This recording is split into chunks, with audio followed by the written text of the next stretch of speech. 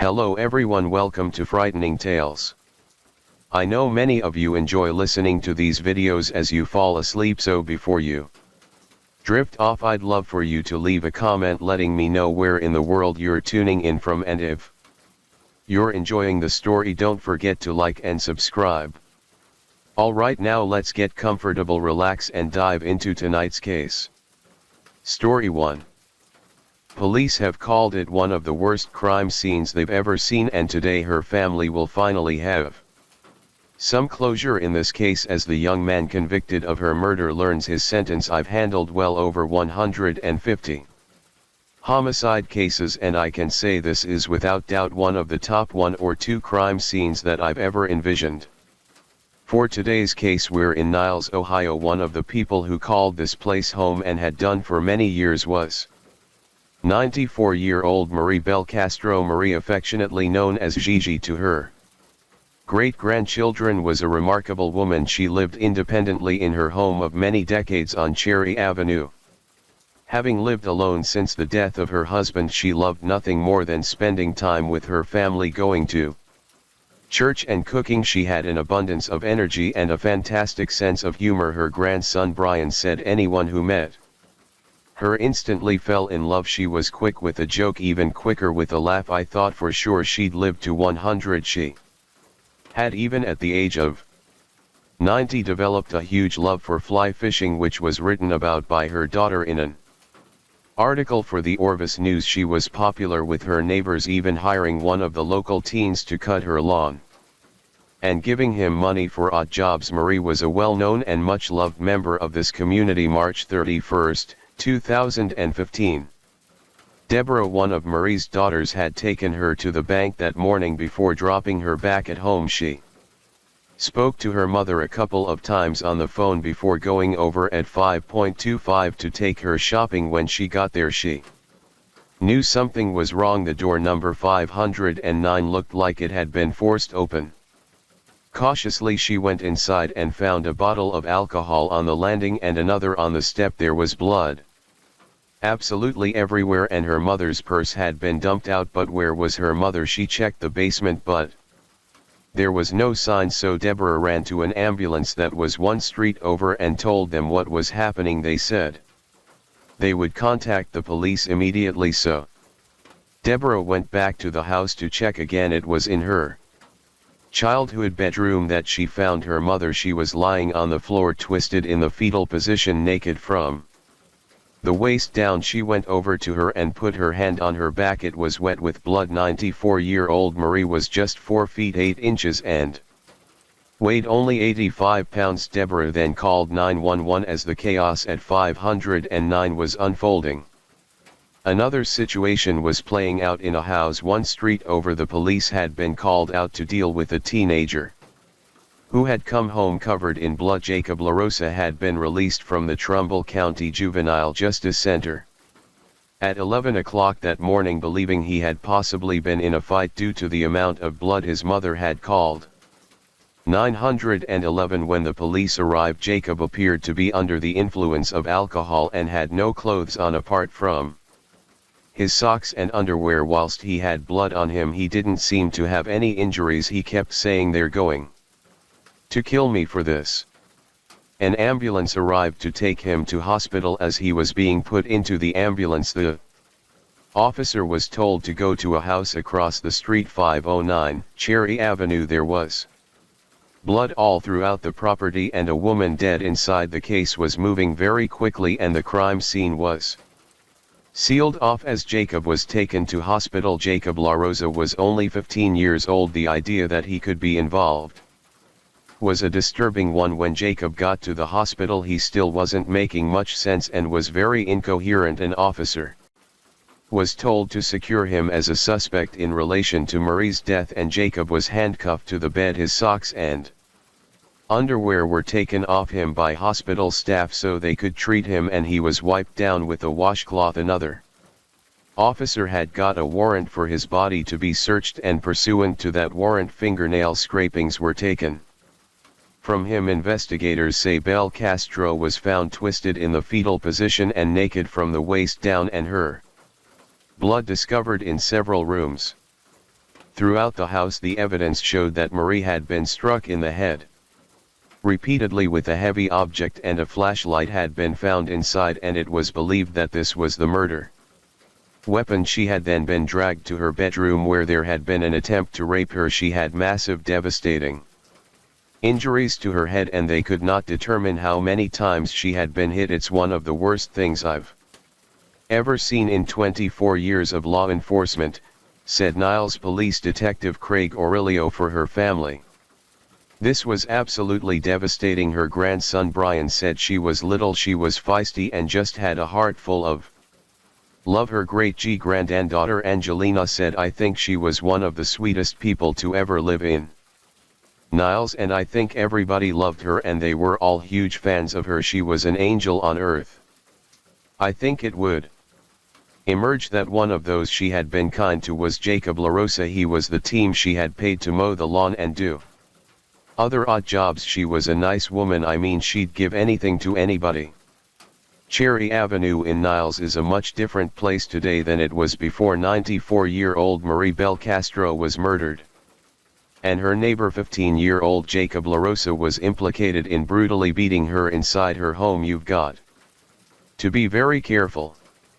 Azak says while Belastro had a security system signed in her front yard, she tells us she never had it installed. I would talk to her, wave at her and everything. She was just a nice person, you know what I mean, but I wish she would have got that system put in at Bel Castro's house. Police tape is back up and a growing memorial sits outside. Kelly Jo Porter, who lives across the street, came out to light candles on this Good Friday. She tells me she used to keep her doors unlocked, but after this we're not going to do that anymore. We're scared now. That's not how it's supposed to be in a little town. This murder has also caught the eye of the Area Agency on Aging. It's a wake-up call for other people to be a little bit more alert. Lisa S.I. says seniors tend to be more trusting, especially with people they know, because you've seen them grow up, you've talked to them, or they've talked to you, but even then you can ask for references or who else have you worked for, and then call those people to find out what kind of work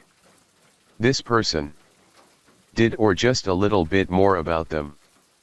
But who is Jacob LaRosa? This had not been his first run-in with the law. Far from it. Over the previous 3.5 years he had had various interactions with the juvenile court system. His parents had split when he was 2 years old, and from the age of 3 Jacob had problems with hyperactivity. By the age of 8 he was in counseling for his mental health problems. It was also at this age that he started a fire in his bedroom. When he was 11 he was hospitalized for mental health problems, and he started using drugs the following year. He had also spent time in different drug and alcohol programs. Jacob had a bad relationship with his father, and when his stepfather came on the scene when Jacob was just 4, he also had a bad relationship with him too. He had been in special education classes from the first grade as he struggled to retain information. He was diagnosed with attention deficit disorder and below average intelligence. Jacob's stealing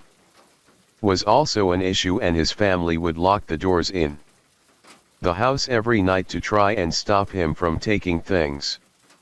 His father had also began sleeping with a gun under his pillow because he was so concerned about Jacob's violent behavior.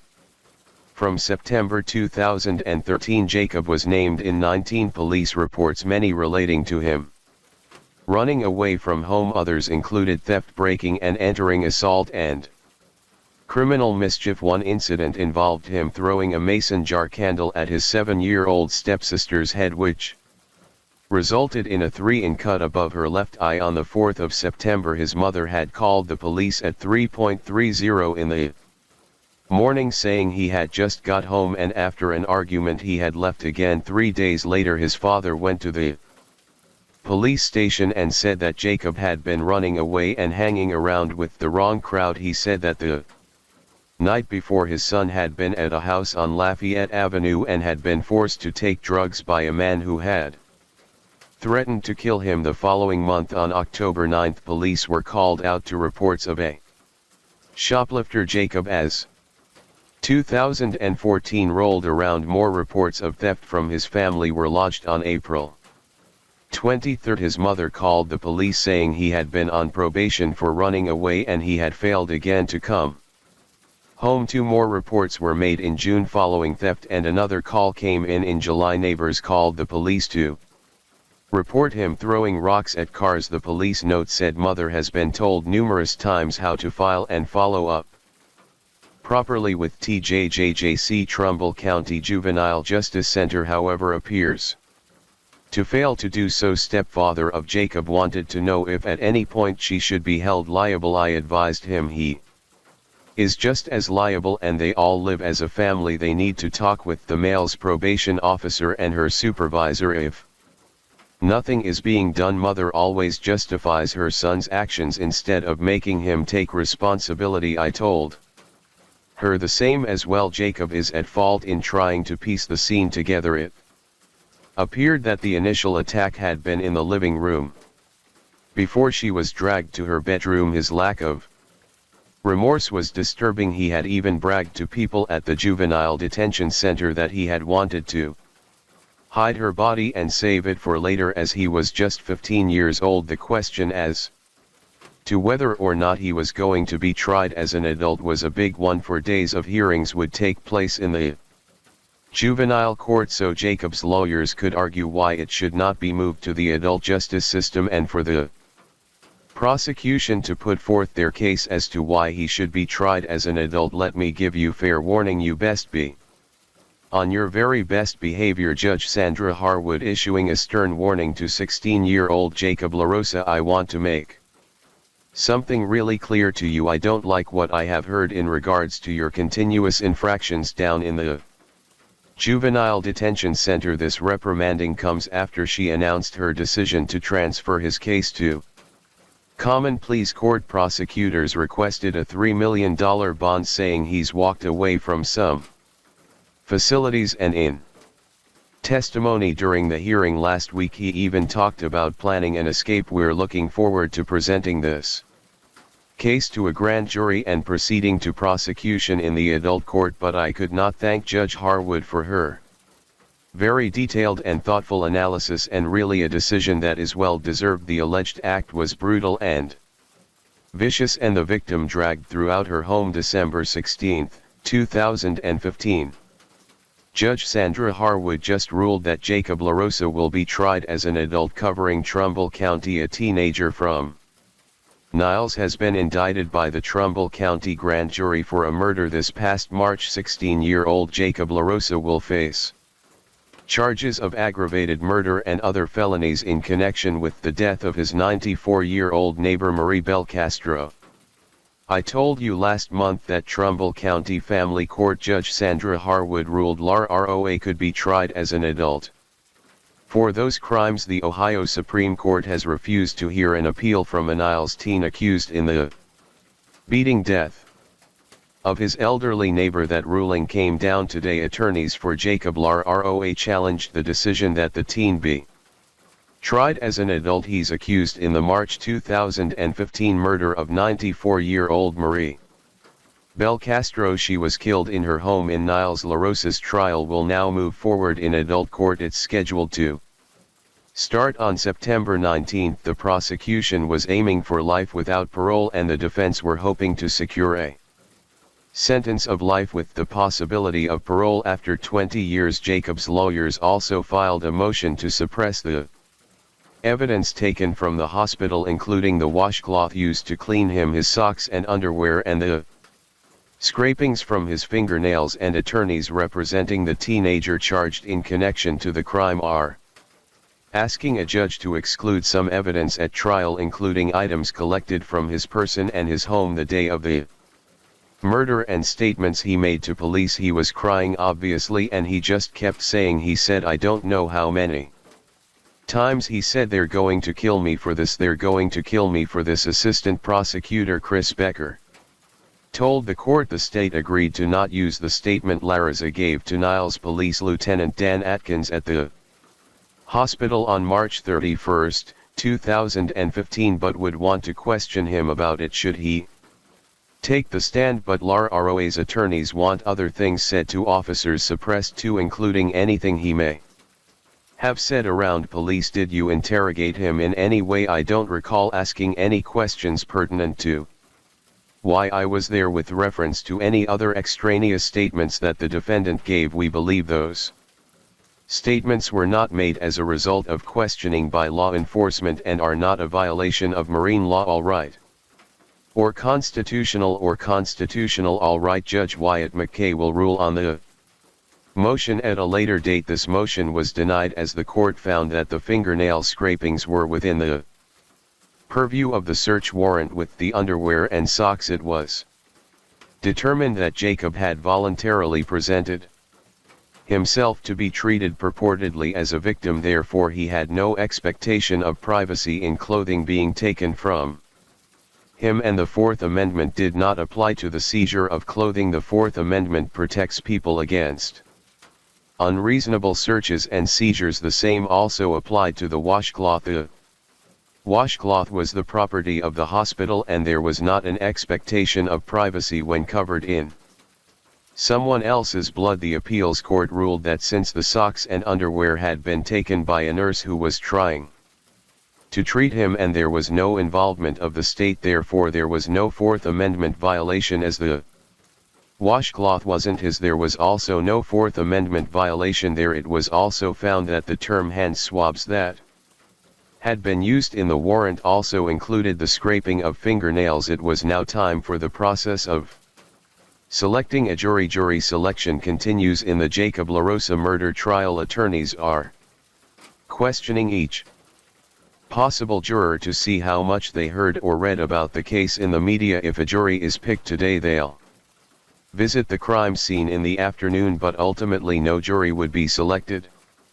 Right now at 6, a no contest plea for Jacob LaRoa in Trumbull County Court today. Now prosecutors will work to make sure he never gets out of prison. Instead of continuing the process of selecting a jury, Jacob LaRosa entered a plea no contest. These jurors were no nonsense and weren't going to mess around, and Judge Wyatt McKay found him guilty of the charges. We're going to prepare now for the sentencing hearing, and like I said, our goal is to get him life imprisonment without the eligibility of parole at any point in his life. In February 2018, Jacob LaRosa entered a no contest plea, meaning he would accept the conviction without pleading or admitting guilt. Judge Wyatt McKay ultimately found Jacob guilty of the charges of aggravated murder, aggravated burglary, aggravated robbery, and attempted rape. Jacob LaRosa is guilty, one of the most guilty defendants I had in 31 years of being a prosecutor, and he truly deserves to spend the rest of his life in prison for the atrocious crimes he's committed against Maria Balcastro, said Trumbull County Assistant Prosecutor Chris Becker, adding Jacob snuffed out that life basically for just a couple of bottles of booze. The evidence would still be presented to the court. Autopsy photos were shown with the county coroner saying basically her face is crushed. As most of the pictures were shown, Jacob looked away as he had done with photos from the crime scene. One witness had been at the Trumbull County Juvenile Justice Center with Jacob. He said that Jacob had told him he had been drinking with friends that day and they ran out of alcohol, so Jacob went to Maria's house to get more. The witness said that Jacob had told him he beat her with a flashlight. Brutality is one of the worst things I've ever seen in 24 years of law enforcement. I'm seeing splatter on the wall and Mom's purse dumped, so I go into the first bedroom and there she was on the floor, and I knelt down and I put my hand on her head and I put my hand on her back, and her back was still wet. It was wet with blood. A lot of emotional testimony today inside the court for day 2 of Jacob LaRosa's sentencing hearing. I want you to know that I am sorry, speaking through tears, and I wish she was here with you. Both LaRosa's mother and sister apologized directly to Marie Belcastro's family. I truly hope that you guys can forgive him one day. I live with so many regrets. When it was his turn to address the court, LaRosa apologized and asked for a second chance. I think about what I did and all the things I've done every day and night, and I cannot forgive myself as a Christian. I know very well that God asks me to forgive Jacob LaRosa. He doesn't ask me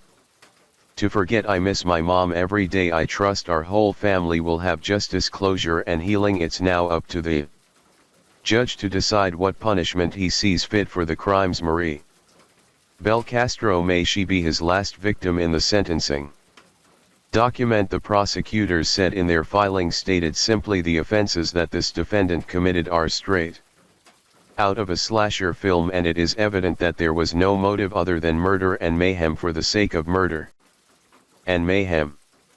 They said that Jacob had shown absolutely zero remorse for these offenses. These are the acts of a budding young psychopath who will surely mature into a more skilled and cunning killer should this court allow it. The defense argued that the court should give him an opportunity to earn a release someday. If he does not take advantage of that opportunity, he will ultimately serve the balance of his life in prison. His lawyers also argued that his home life and troubles within the family unit should be taken into account, alleging that Jacob had suffered abuse at the hands of his father and stepfather, one instance being when Jacob had eaten a snack cake and was beaten with a belt buckle. As a result, his lawyer said that even following his arrest for Marie's murder, Jacob's father had paid him a visit in prison and told him to join a prison gang. He was not irredeemable, his attorney said, and he wanted to finish school and train to be a counselor. October 2018, the now 19-year-old Jacob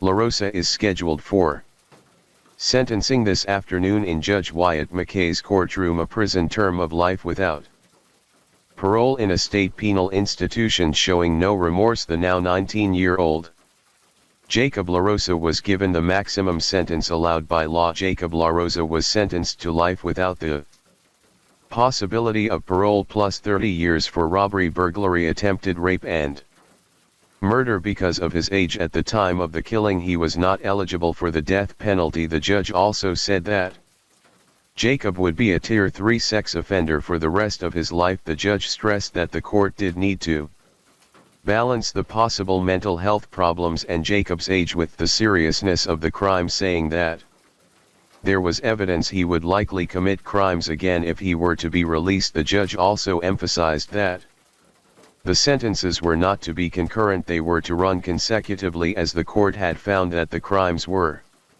distinct and should be treated as such in sentencing. As the sentences were read, Jacob LaRosa showed no emotion at all. This case had been 3 years in the making, and finally seeing it come to a conclusion was a relief for all involved.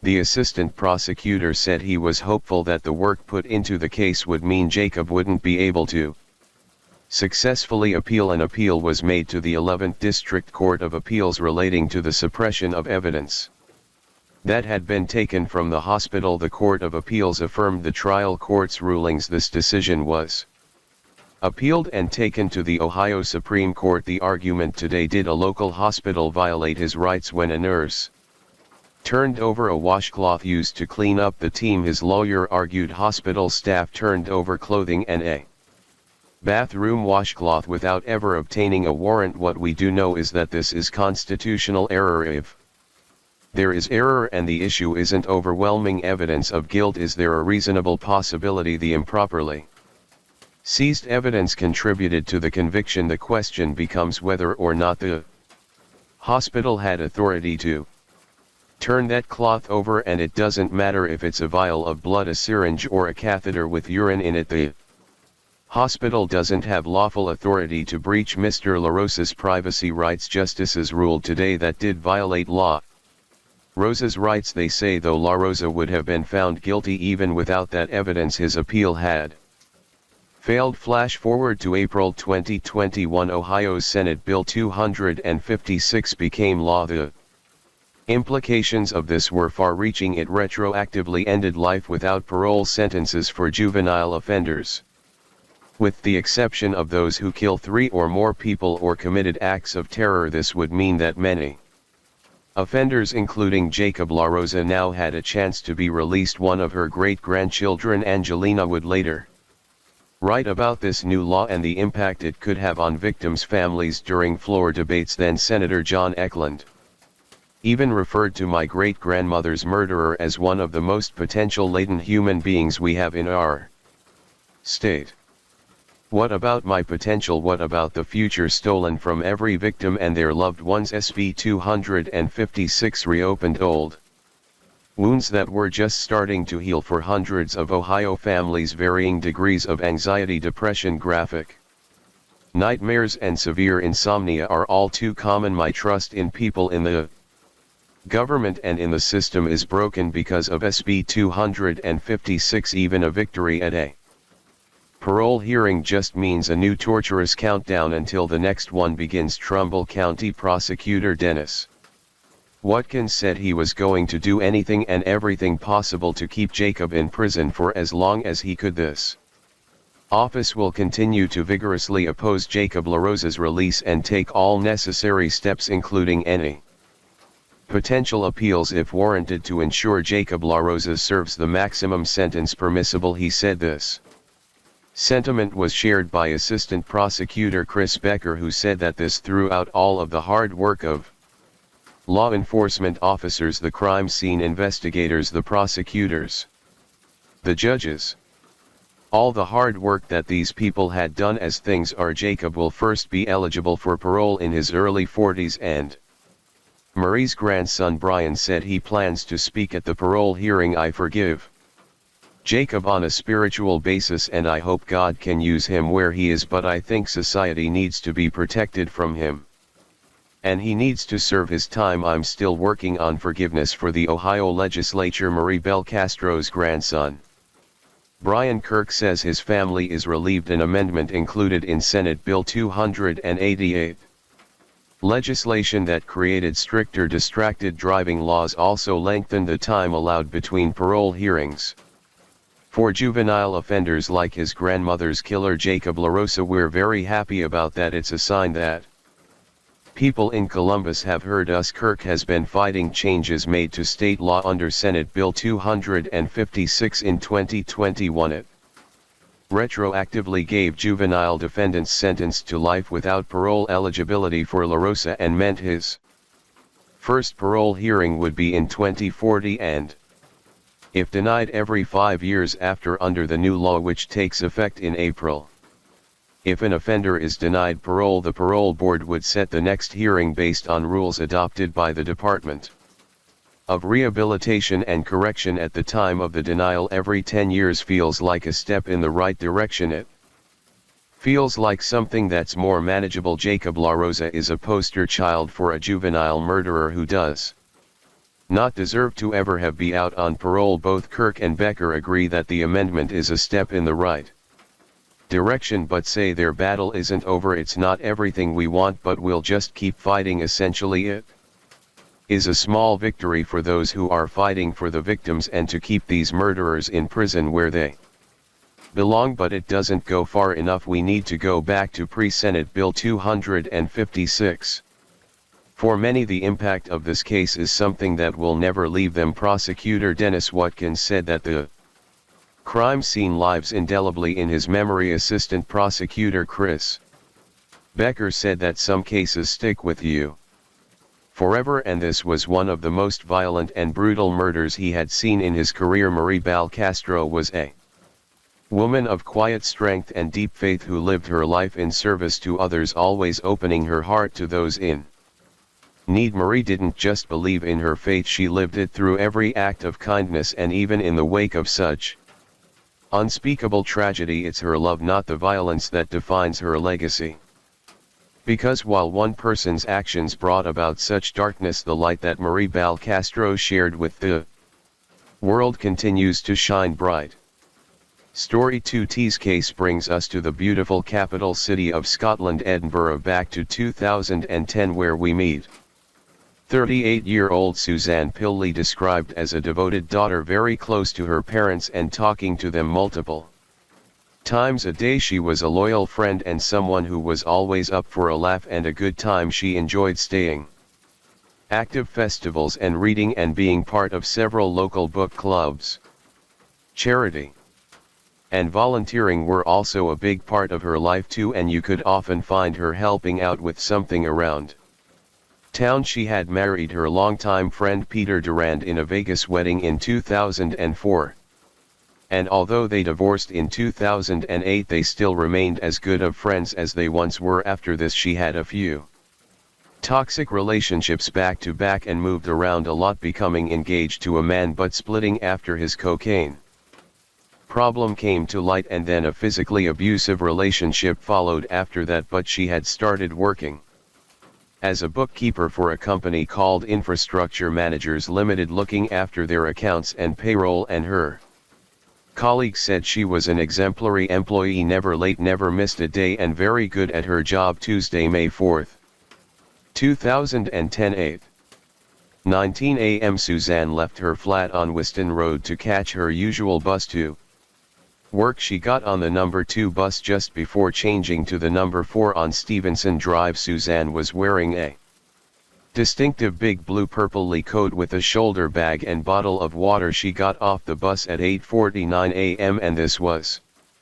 where she had to walk the last part of her journey. Most mornings she popped into a Sainsbury's supermarket for a bit of breakfast, and this morning was no different. She paid and left, sending her dad a text. She also sent a message to her mom to thank her for feeding her cat Mercury the previous night, as she had stayed with her new boyfriend Mark. She then started walking towards her office on Thistle Street, but she never made it to her desk. Her colleagues, knowing how punctual she was, called her parents in the afternoon, and they agreed that something was up at 8:00 p.m. Suzanne was reported missing. Nothing was missing from her flat. There was cash, her medication, and her passport still there. Her accounts were untouched too, although her mom had fed Mercury the night before. Suzanne had made no arrangements for anyone to do any more than that, and leaving her cat and pet fish was a huge red flag. Something had happened to her just before she entered the building. This was 100% foul play. Authorities looked at 84 cameras around the area and easily spotted her, including a small blurry image from her just a few seconds away from her office. Unfortunately, from the way the cameras were placed, it did not show her again. After that, there were also no cameras inside the office. Suzanne was captured on CCTV on May 4, 2010, boarding a bus. She then bought some lunch in a local Sainsbury's before walking along Thistle Street to work the next morning. Police went into her office, her flat, and started talking to nearby businesses. The only immediate lead they had was a taxi that had stopped close to where Suzanne was last seen just 5 minutes before her shift had started. Although they didn't believe the driver was involved, they wondered if maybe he had seen something odd, but he hadn't. No one had. Police started working their way through everyone close to her, their alibis, and what they knew about Suzanne's life. She had recently started seeing someone called Mark and had been with him the night before, but he was swiftly ruled out. They then learned that prior to this, she was having a year-long on-off affair with a co-worker called David Gilroy. After a decorated career,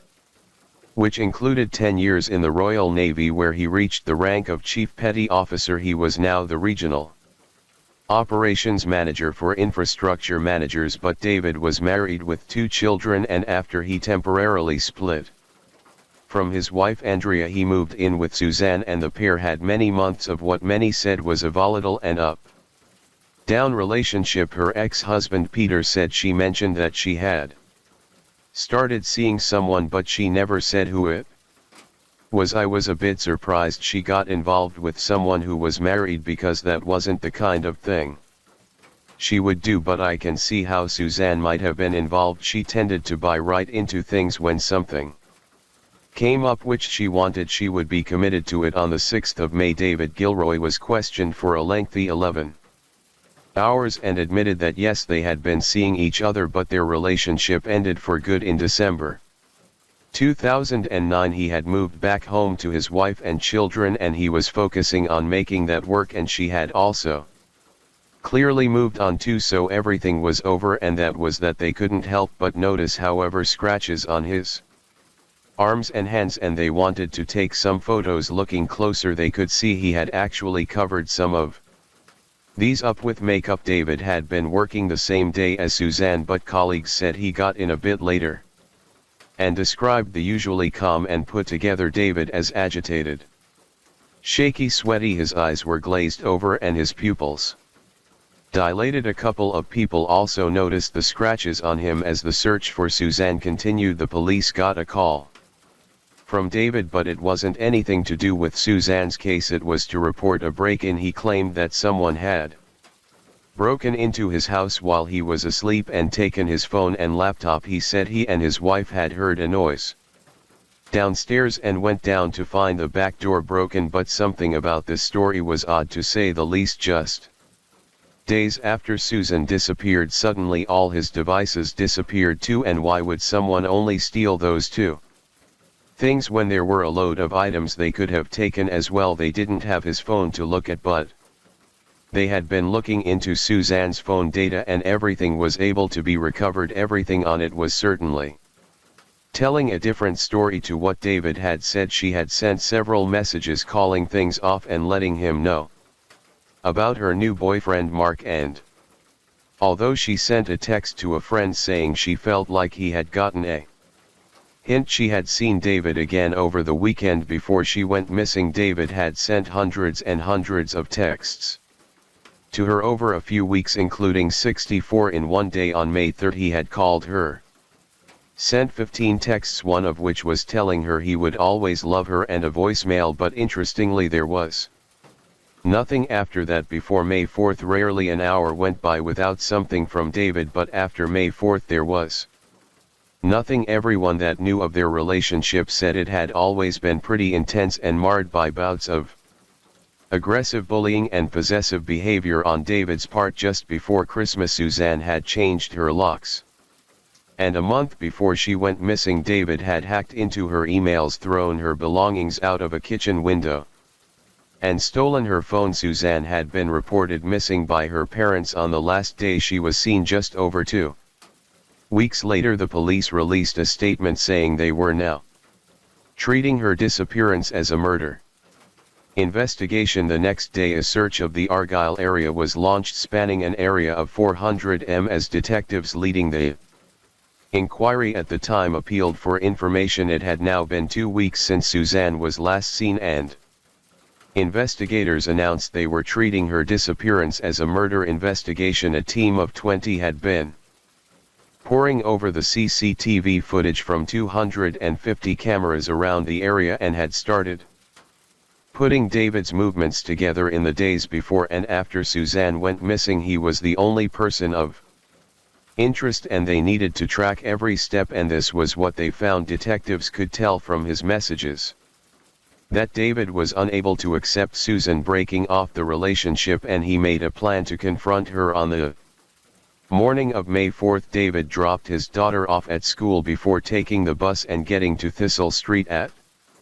8:36 a.m. He logged into his computer at 8:40 and then hovered around until he saw Suzanne walking to the office. He convinced her to come into the underground car park. After what police presumed was a fight or heated conversation, David killed her in there, likely by strangulation. He dragged her body into the stairwell, and then between 9:15 and 9:20 he went into the office, which was where his colleagues noticed something was off. Despite him getting the bus into work, he suddenly made a load of excuses to go home and pick up his car. Before David left, he changed a work appointment at a school from the end of the week to the very next day. This trip would take him 130 m away to Lochgilt in rural Argyll. He had been supposed to go with a colleague, but he told them not to worry. It was such a pointless and unnecessary change that just made no sense. After he left work to get his car, cameras from a nearby shop showed him buying 4 cans of air freshener before he got a taxi to his mother's house, where she then drove him to his house. He drove back to work and proceeded to pay a number of visits to the car park, where he eventually moved her body to his car. That night he went to a school concert and ate at a restaurant with his wife and children. He then parked the car at home and left Suzanne's body in the boot of the car on his driveway. The following morning he drove to Loch Gild for the now rescheduled meeting, arriving at the school he was inspecting at 4:30 p.m. but, given the fact he had left for the meeting at 11:30, there was over a 2-hour period in his journey that was totally unaccounted for, and his fuel consumption was extremely high for the route it was the same on the way back. A certain part of the route which should have taken less than 40 minutes to do took almost 2 hours again. And somewhere during these missing almost 5 hours was when the police said he dumped and hid Suzanne's body. On his way back to Edinburgh, he turned his phone off and briefly stopped to fill up his car with petrol. When the police got hold of David's car, they could see the umbrella that was once on the back shelf had moved and was now in the boot. Theorizing he likely moved it out when he put Susan inside, they got the cadaver dogs in. Although the dogs couldn't find any DNA, they identified 3 areas of interest: 1 in the parking area and 2 in the back of his Volvo. There was also a strong smell of cleaning products coming from his car. Forensic examination of his car found the suspension springs and wheels had been badly damaged by traveling over really rough ground. Foliage trapped underneath the wheel arches also suggested he had visited a forest. We're appealing today for the sightings around the movement of a vehicle. We're appealing to anyone who may have seen a vehicle on unclassified roads, part of a forestry track, or just off the road, and the vehicle we're looking for is a silver family saloon. I'm not asking, or I don't expect anyone to be able to give me any great detail about the vehicle registration numbers and such. What's important to me is the sighting. It's the location of where that vehicle is parked. Suzanne was undertaking a normal journey to work on the 4th. Everything about the journey was normal. I've spoken to our parents today and we've discussed the progress of our investigation and that we're coming through here to the Argyll Forest. We're satisfied for the progress of the investigation, and today I'm asking people, think about the circumstances.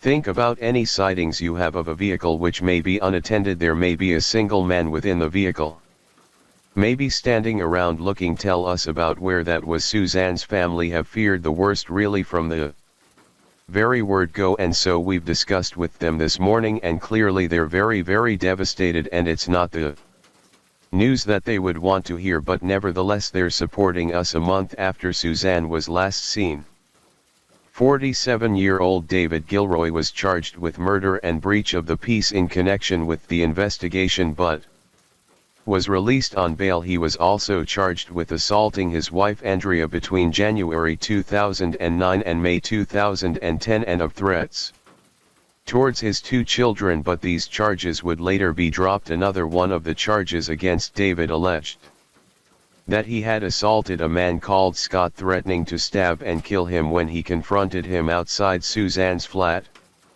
David's family and wife stood by him, saying that David was the one that had ended things and tried to distance himself as he rebuilt his marriage, and that Suzanne was the one obsessed with him because of his odd route and the damage to his car. Most of the searches for Suzanne's body focused in and around the Argyll Forest Park area. This was near to where David had booked the random work appointment, so it seemed a reasonable conclusion to come to that she was somewhere in that area. But from where he drove and stopped in those hours, they were looking at 400 square miles, a huge and overwhelming amount of wilderness, steep dangerous terrain, mountains and dark dense forests. Miles and miles of land were gone over by search parties. The rugged beauty of the Scottish Highlands. Police have the mammoth task of searching this huge area of mountain and forest for the remains of Suzanne Pilley. The 38-year-old bookkeeper went missing 3 months ago.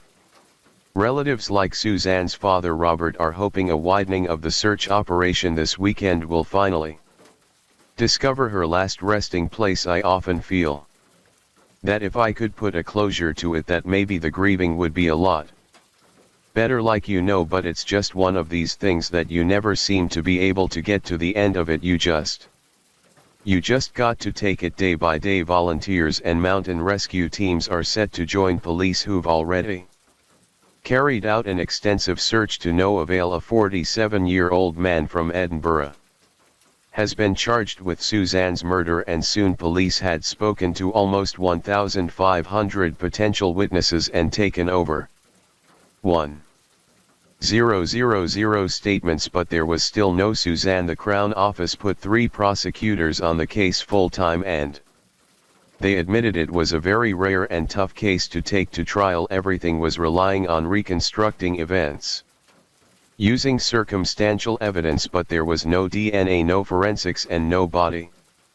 David was pleading not guilty, and finally in February 2012 he went on trial for murder and attempting to defeat the ends of justice. He opted not to testify. The district procurator fiscal, also known as a prosecutor in Scotland, said the sheer combination of these physical pieces of evidence have a particular significance, and in this case we were able to demonstrate to the jury that David Gilroy was in a jealous and possessive state of mind all his actions before she disappeared and his actions after her disappearance shows she was murdered by him. David Gilroy was a deceitful and controlling individual who pestered Suzanne with hundreds of messages and then killed her when she told him their affair was over. The calculated steps he took in the minutes, hours, and days after her death to cover up his crime and maintain a front of normality reveals a cold and calculating personality. Andrea, David's wife, was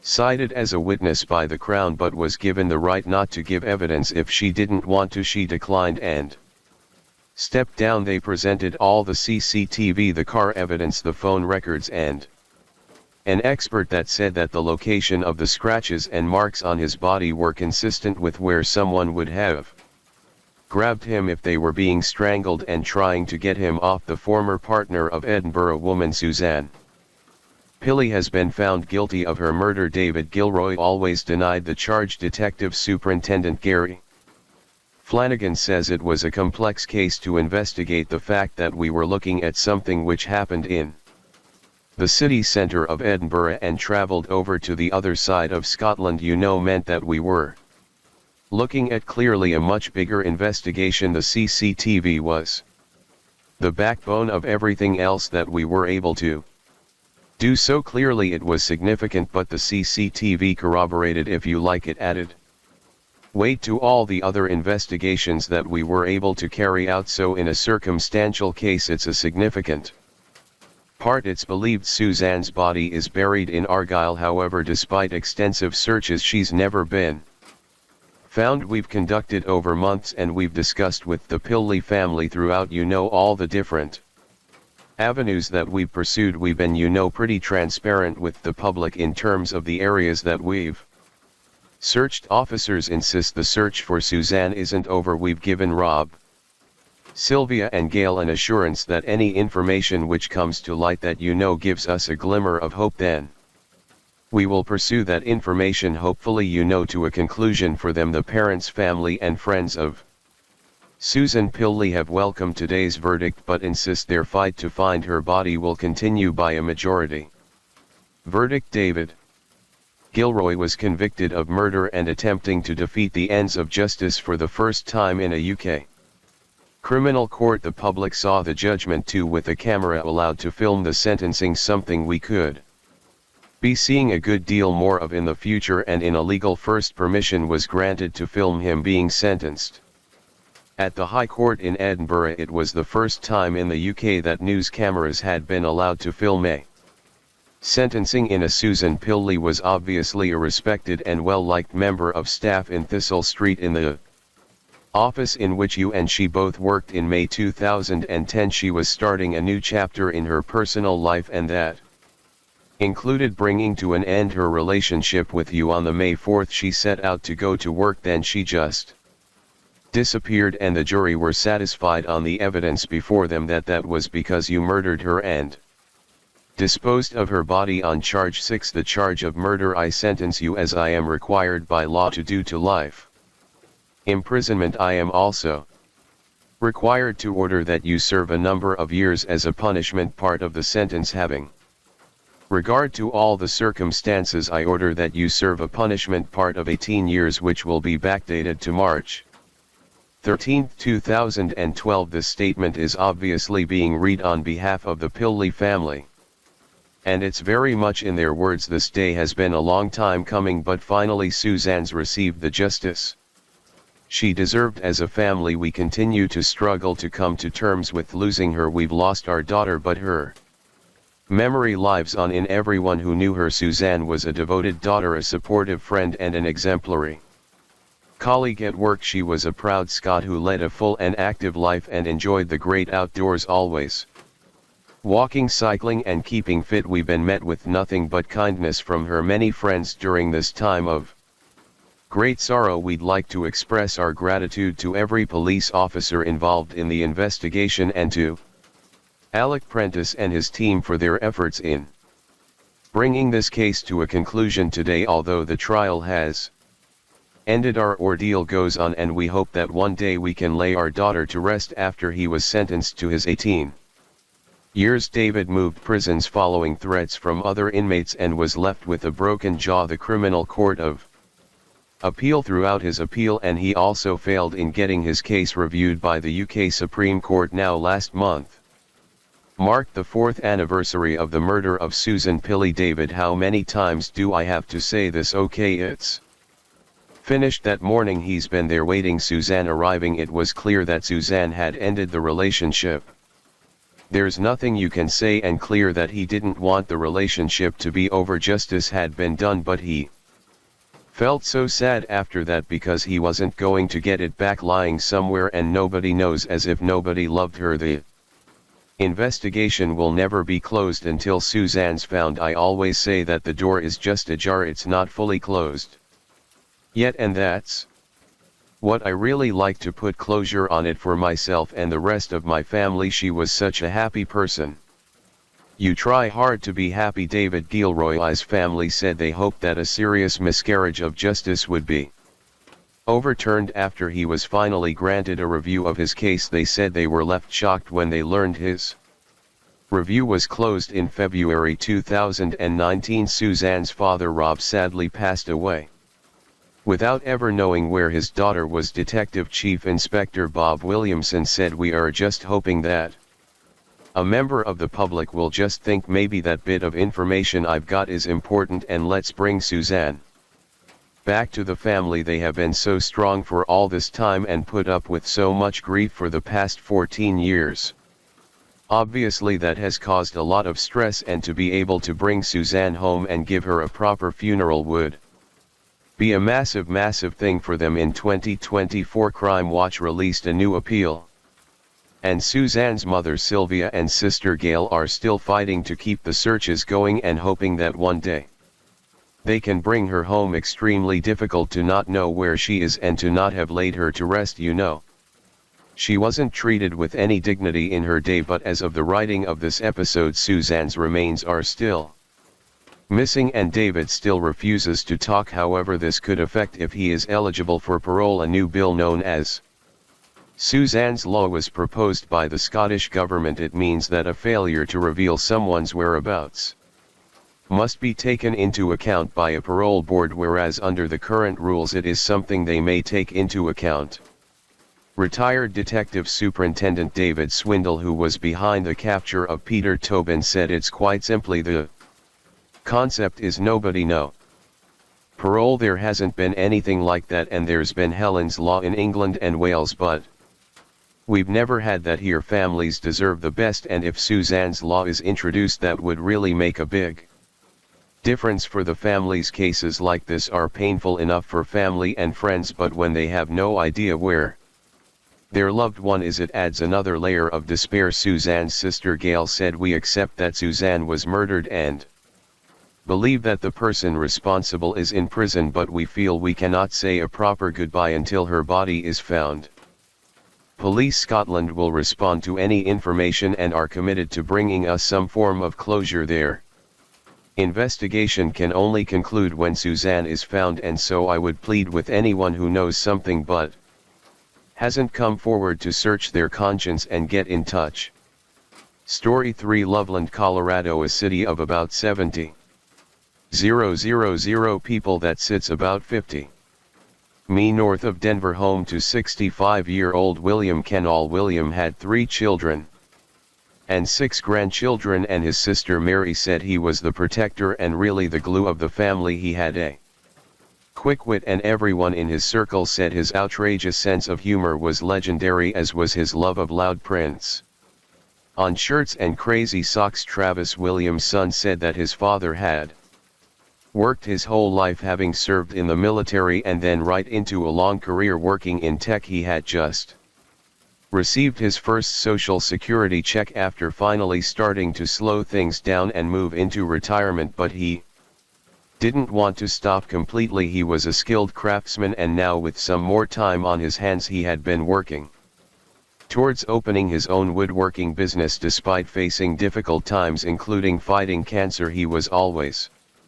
a glass half full kind of person. He never asked for help or wanted to be a bother to anyone, and no matter how much was on his plate, he was always the first person to offer you support or advice. As well as trying to build up his little business, William wanted to spend his time focusing on everything that made him happy and didn't want to settle for anything less. Woodworking, tinkering on his car, readball, brewing beer, watching sports, and taking walks with his children and grandchildren. In May 2015 he finished his cancer treatment, and his sister Mary, who had been living with him, moved out so his granddaughter Sadie and her family could move in. And now, after he had finished his last round of chemotherapy, he wanted all the celebrations with his favorite people around him. 1 month later, June 3, 2015, 10:30 p.m. William set out on a late night walk, just listening to his music and enjoying a minute to himself. He often walked late at night to help him wind down so he could get a good night's sleep. It was less than a mile from his downtown Loveland home, and a walk he had taken 100 times with his grandchildren. But just before 11 p.m. things would take a quick and dark turn. On the corner of 1st Street in St. Louis Avenue in Loveland, William was found bleeding on the ground. His earphones were still in, music playing. Despite their best efforts, it was too late. William was pronounced dead at the scene. He had been shot at pretty close range with a shotgun, and the wounds showed he had been shot at a downward angle, possibly from a moving vehicle. When his granddaughter Sadie got the call from her mom in the middle of the night, she just remembered hearing "Papa's gone," over and over. "Where did he go?" Sadie asked, confused. It was just total disbelief when she realized. She said it just didn't make sense. Why would someone out of everybody take my papa's life? William had no enemies, no problems with anyone. Everyone that knew him was just as shocked. And Kelly, I just came outside. I was able to speak with police, I'm told.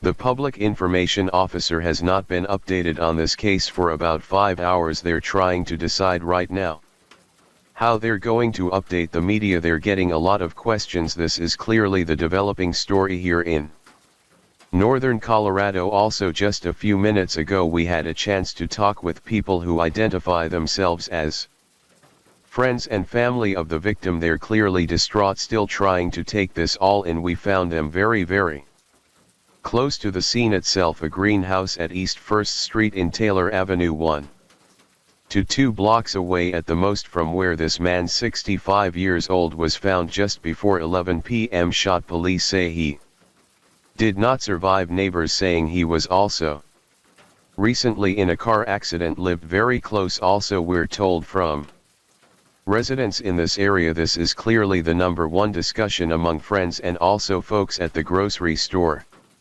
Honestly, if someone was shooting around here, I think that would be connected, because like I said, nothing happens around here. I haven't heard a gunshot here in my life. All his belongings have been with him too, so it wasn't a robbery related shooting. Was it a case of mistaken identity? Perhaps. One of the residents' window faced the intersection.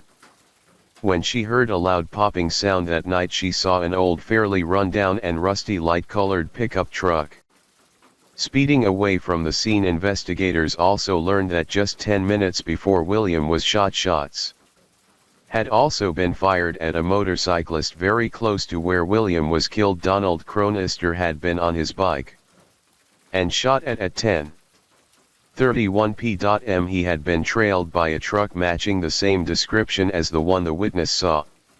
It was an older model, possibly 70s, and a be on the lookout was issued. Fortunately, Donald had escaped without injury, with the bullet just grazing his back, but it seemed as if their suspect was just someone driving around shooting people at random. Spent shell casings nearby showed them that they were looking for an 18 in 12 gauge shotgun in both shootings. Detectives also had a really strong lead with this truck. They just needed some footage from somewhere to hopefully show the driver and or the number plate. A camera on a liquor store showed William strolling along with his big jacket on and hood up. It was 10:41 p.m. No one was following him on foot and the street looked quiet. Less than 30 seconds later, the pickup truck came into frame heading in the same direction as William. It looked like the truck was going far slower than it should have been for the road it was on, just like it was following William specifically. Just a minute later, the same truck turned around and came back into the same camera's view, going up a different street at a much quicker speed. Now City said that after her grandfather was killed, everything really changed in their once so safe feeling community. No one played outside anymore, no one walked by themselves, and the streets were pretty much empty as soon as it got dark. The investigating team had pursued over 5,000 leads and conducted over 1,000 interviews. They also looked at 14,000 pickup trucks with similarities to the suspect's vehicle and processed more than 300,000 phone numbers and cleared 12 persons of interest. Although police said these sorts of crimes were rare in Loveland, cyclist John Jacoby had been shot dead on a rural road in Windsor, Colorado on May 18, and a month before that Corey Romero was shot in the neck on a major highway near Windsor. Miraculously, she survived. John, Corey, William and Donald, all four appear to have been shot from a moving vehicle and within the same 15-mile radius. So was there a link? Good afternoon, my name is David Moore. I'm the Public Information Officer for the Lamar County Sheriff's Office. I'm also the spokesperson for the Northern Colorado Human Task Force. We appreciate everyone being here today to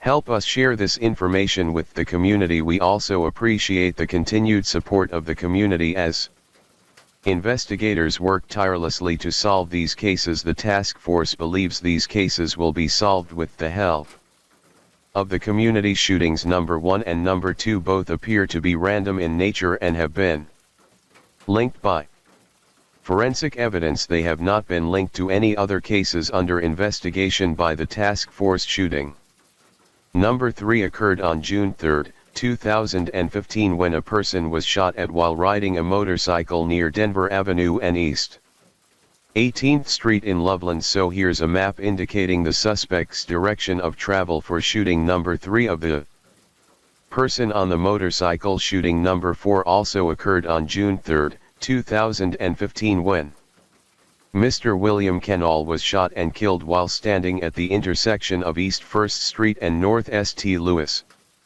Avenue in Loveland. Shootings number 3 and number 4 both appear to be random in nature and have been linked by forensic evidence. They have not been linked to any other cases being investigated by the task force. In June of 2015, the task force released information regarding a vehicle of interest after shootings number 3 and number 4. A depiction of an orange 1973 to 1979 Chevrolet or GMC pickup was released to the public. The question is often raised regarding the possibility the pickup truck has been painted or altered in other ways. The task force has certain characteristics they use to eliminate potential suspect vehicles.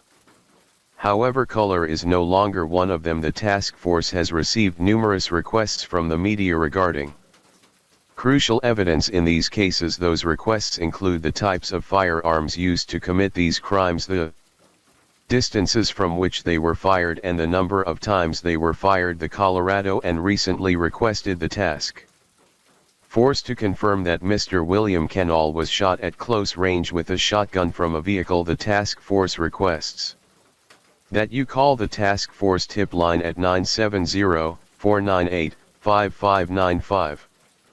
Or send an email to taskforce@larmer.org with any information you feel may be related to any of these investigations. Please do not assume that the information you have has already been reported to the task force. Weeks became months, and then it was a year, and finally they got something. Employees at a Loveland bank reported to police that the truck they were looking for matched the description of one they knew. Christopher Parker was the name linked to the truck, and they recognized it because he had caused a commotion in the bank, accusing them of taking his money.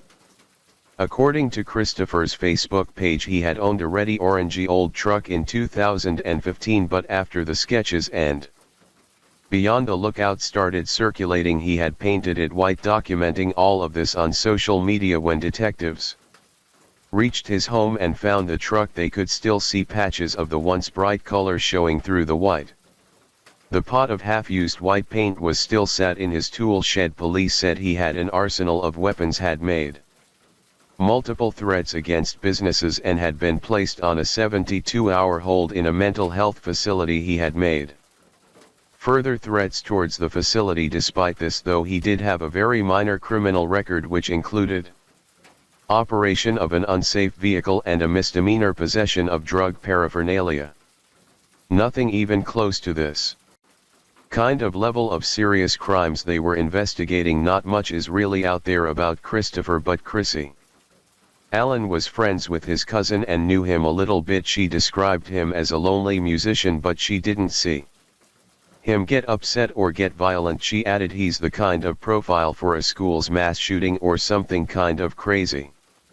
I still don't want to believe it. Chrissy said it was clear from the last communication she had with him he was dealing with some mental health issues. Detectives asked him to come and answer some questions and showed him the CCTV.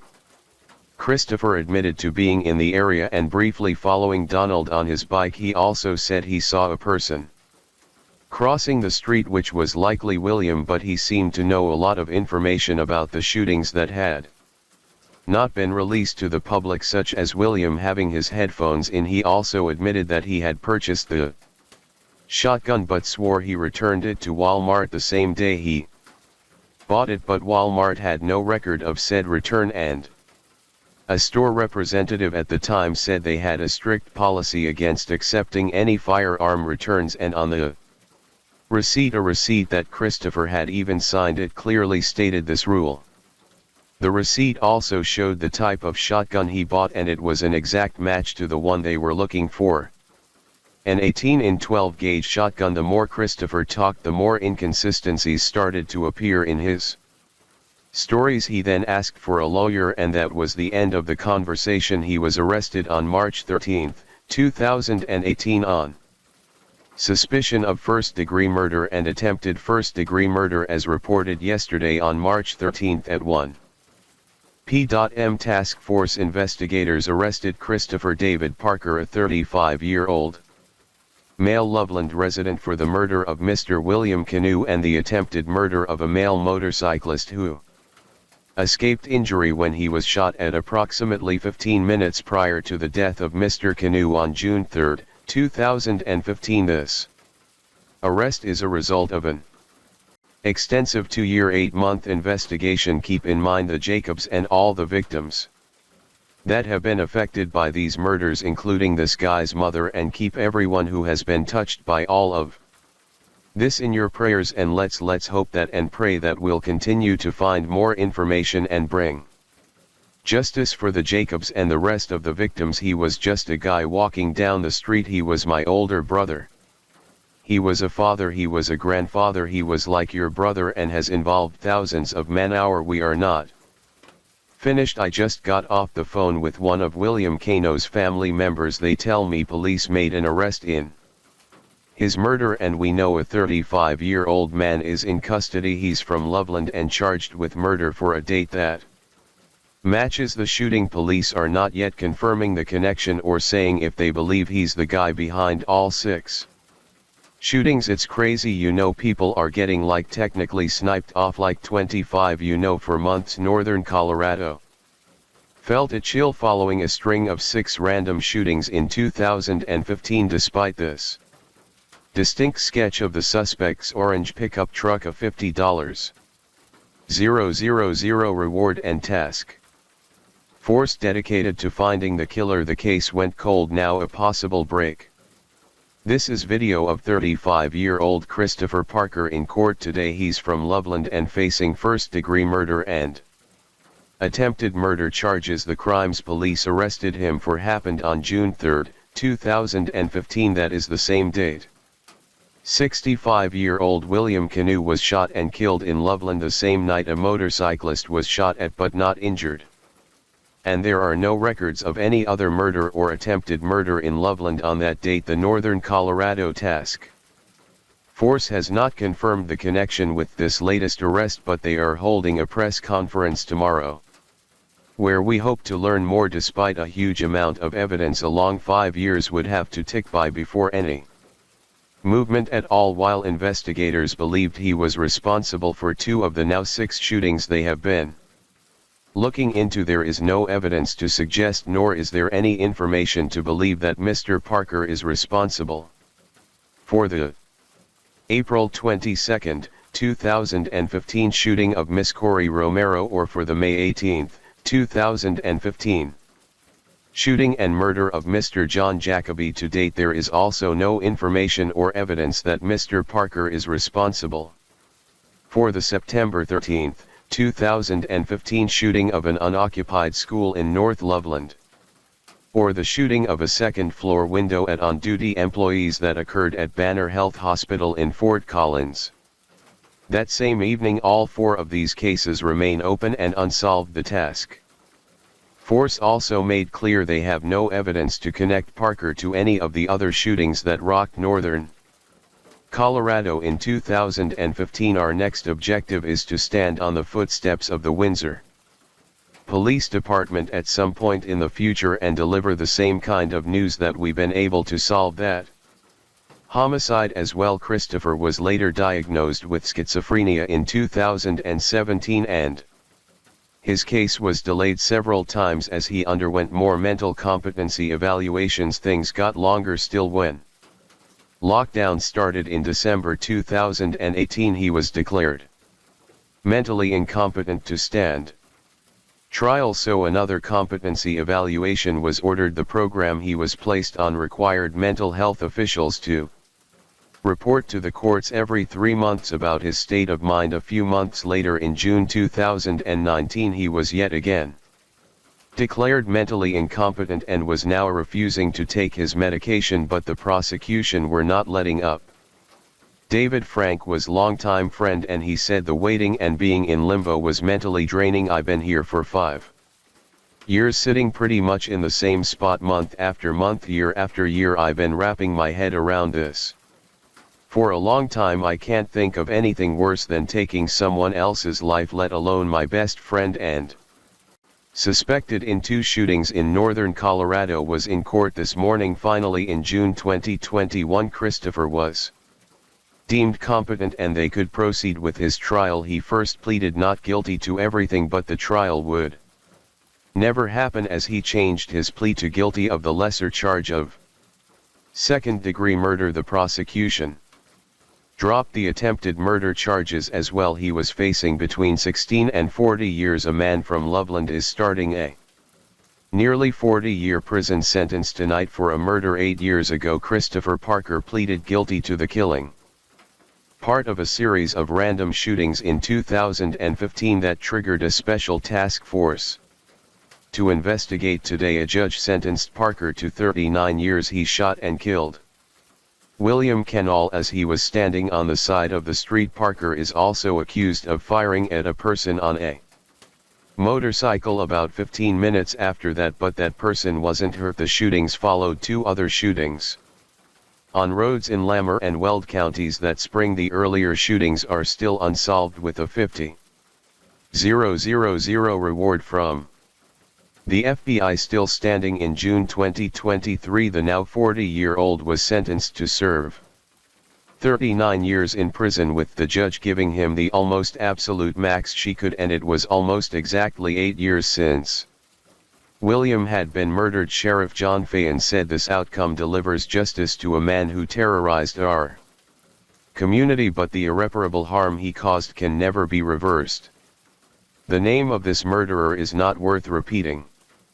But Mr. Kenall's legacy will live on here in Lamar County as we remember the positive impact he made on all who knew him. In terms of any kind of motive, that is still up for speculation, as he has never said why he did what he did that night. It was as random and cold-blooded as you could get. Some detectives think that after John and Corey were shot and that made the news, Christopher potentially wanted to be a copycat shooter as well as raising money towards his funeral. Williams' family planned for memorial contributions and donations be made in his name and go towards a future fund with the Thompson Education Foundation. This would encourage the exposure of elementary-age children in the local school districts to mathematics and science. He loved nothing more than teaching his children and grandchildren everything he knew, and this was a lovely tribute. They were also able to put a bench in his name at the college he graduated from. Mary said Christopher created generations of pain, generations of trauma. William's absence has been thunderous. We have been blown apart. His granddaughter Sadie said even though he isn't with everyone, she still looks up to him. He wasn't, always will be her idol and the person she models herself on each and every day.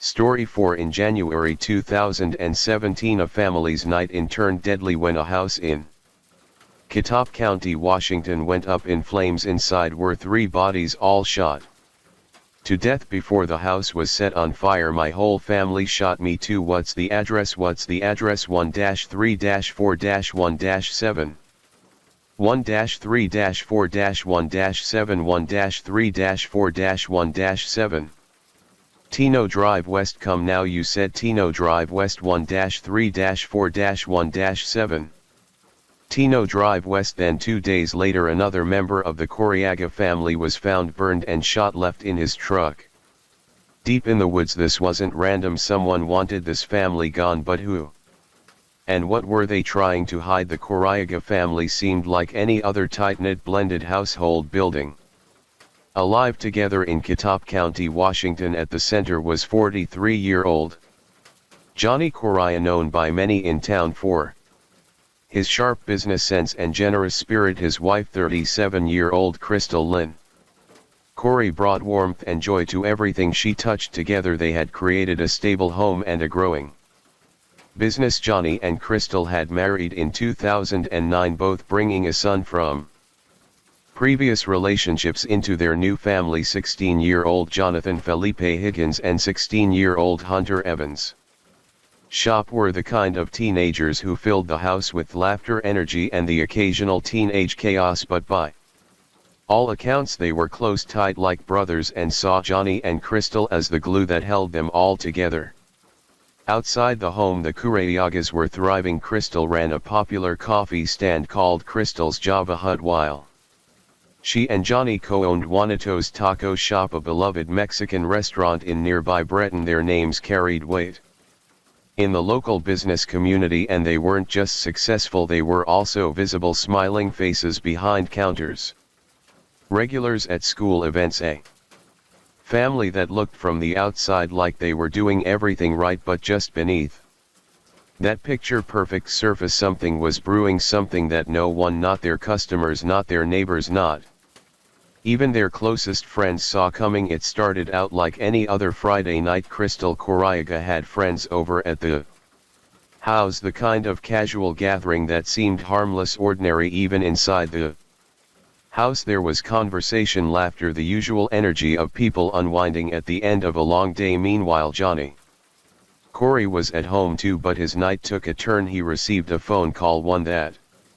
seemed urgent, and told his family he needed to step out briefly to meet someone. He promised he'd be right back. And he was sort of. Not long after leaving, Johnny returned to the house, but something was off. He didn't come inside. Instead he stayed in the garage. One of the guests, sensing that something wasn't right, went to check on him. What they heard next sent a jolt of unease through the air. 3 men talking loudly. It seemed like quite a heated argument that Conversation overheard in the dark of the garage would be the last clue anyone had before the night turned deadly as chaos began to unfold. A desperate call broke through the quiet in Breton's emergency dispatch center. On the other end of the line was 16-year-old Hunter Shop, terrified, begging for help. He told the dispatcher that he and his family had been shot and pleaded for them to hurry, but before he could say anything more, the line suddenly went dead. What happened next was unspeakable. In a final act of cold, calculated cruelty, Hunter was smothered with a pillow and then executed with a gunshot to the head. When first responders arrived, they were met with a nightmare. Flames engulfed the Cariaga home, crackling through what was once a place of warmth and life. Inside they found the bodies of Crystal, Hunter and Jonathan, 3 lives wiped out in a matter of moments. It was deliberate, it was brutal, and it was only one part of the story. 2 days later, the final horror was discovered in a remote part of Mason County, deep within a quiet tree farm near Belfair. There, inside a scorched Ford F-150 pickup, laid and broken body of Johnny Cariaga. He had been shot, his truck torched, and his remains left to be inhaled by the woods. A caretaker who worked on the property told investigators something strange. Johnny had actually been seen on the land earlier that same day, but he hadn't had his truck with him then. That detail, like so many others, raised more questions than answers. Who were the 3 men in the garage? Why did Johnny return but never enter the house? And what did someone want badly enough to wipe out an entire family? As investigators sifted through the wreckage of the Cariaga home, the deeper, darker picture of what had happened that night began to take shape. According to the Kitsap County Fire Marshal's office, this fire wasn't just meant to destroy evidence, it was meant to send a message. Fire logs, likely soaked in some kind of accelerant, had been deliberately placed on the beds at opposite ends of the house, right where Crystal, Hunter and Jonathan had died. It wasn't random, it was a well-planned, well-executed crime. Then, as if that wasn't enough, large rocks were hurled through the windows, shattering glass, letting in oxygen and feeding the flames with ruthless precision. Whoever did this didn't just want them dead, they wanted to erase the family's entire existence. But the fire, destructive as it was, didn't hide everything. As detectives moved from one corner of the house to another through the burned-out shell of the once warm home, they stumbled upon something shocking. Inside the master bedroom, tucked away in a strong box, was more than $50,000 in cash, and beside it a separate money bag containing another $7,000. The killers hadn't taken a single penny, not one, which meant robbery wasn't the motive. And if money wasn't what they came for, then what was the reason for annihilating a whole family? And this is when Johnny Caria's double life surfaced. Until this point, the murders seemed almost senseless, cold, calculated, and cruel. But as investigators dug deeper, a darker layer began to show up. This wasn't just a random act of violence or a family feud gone horribly wrong. According to law enforcement, while he ran a family business by day, behind the scenes Johnny Cariaga was involved in a much riskier operation, smuggling and selling cocaine, reportedly bringing back kilos from California every few months to distribute in Kitsap County, and that secret may have cost his entire family their lives. Detectives working alongside FBI special agents eventually landed on a chilling theory. This was no isolated crime, it was a hit carried out by members and associates of the Bandidos Motorcycle Club. For those unfamiliar, the Bandidos aren't your run-of-the-mill biker gang, they're an international outlaw motorcycle club known to federal agencies as a criminal organization. In their world, loyalty is everything, and betrayal, real or perceived, can be fatal.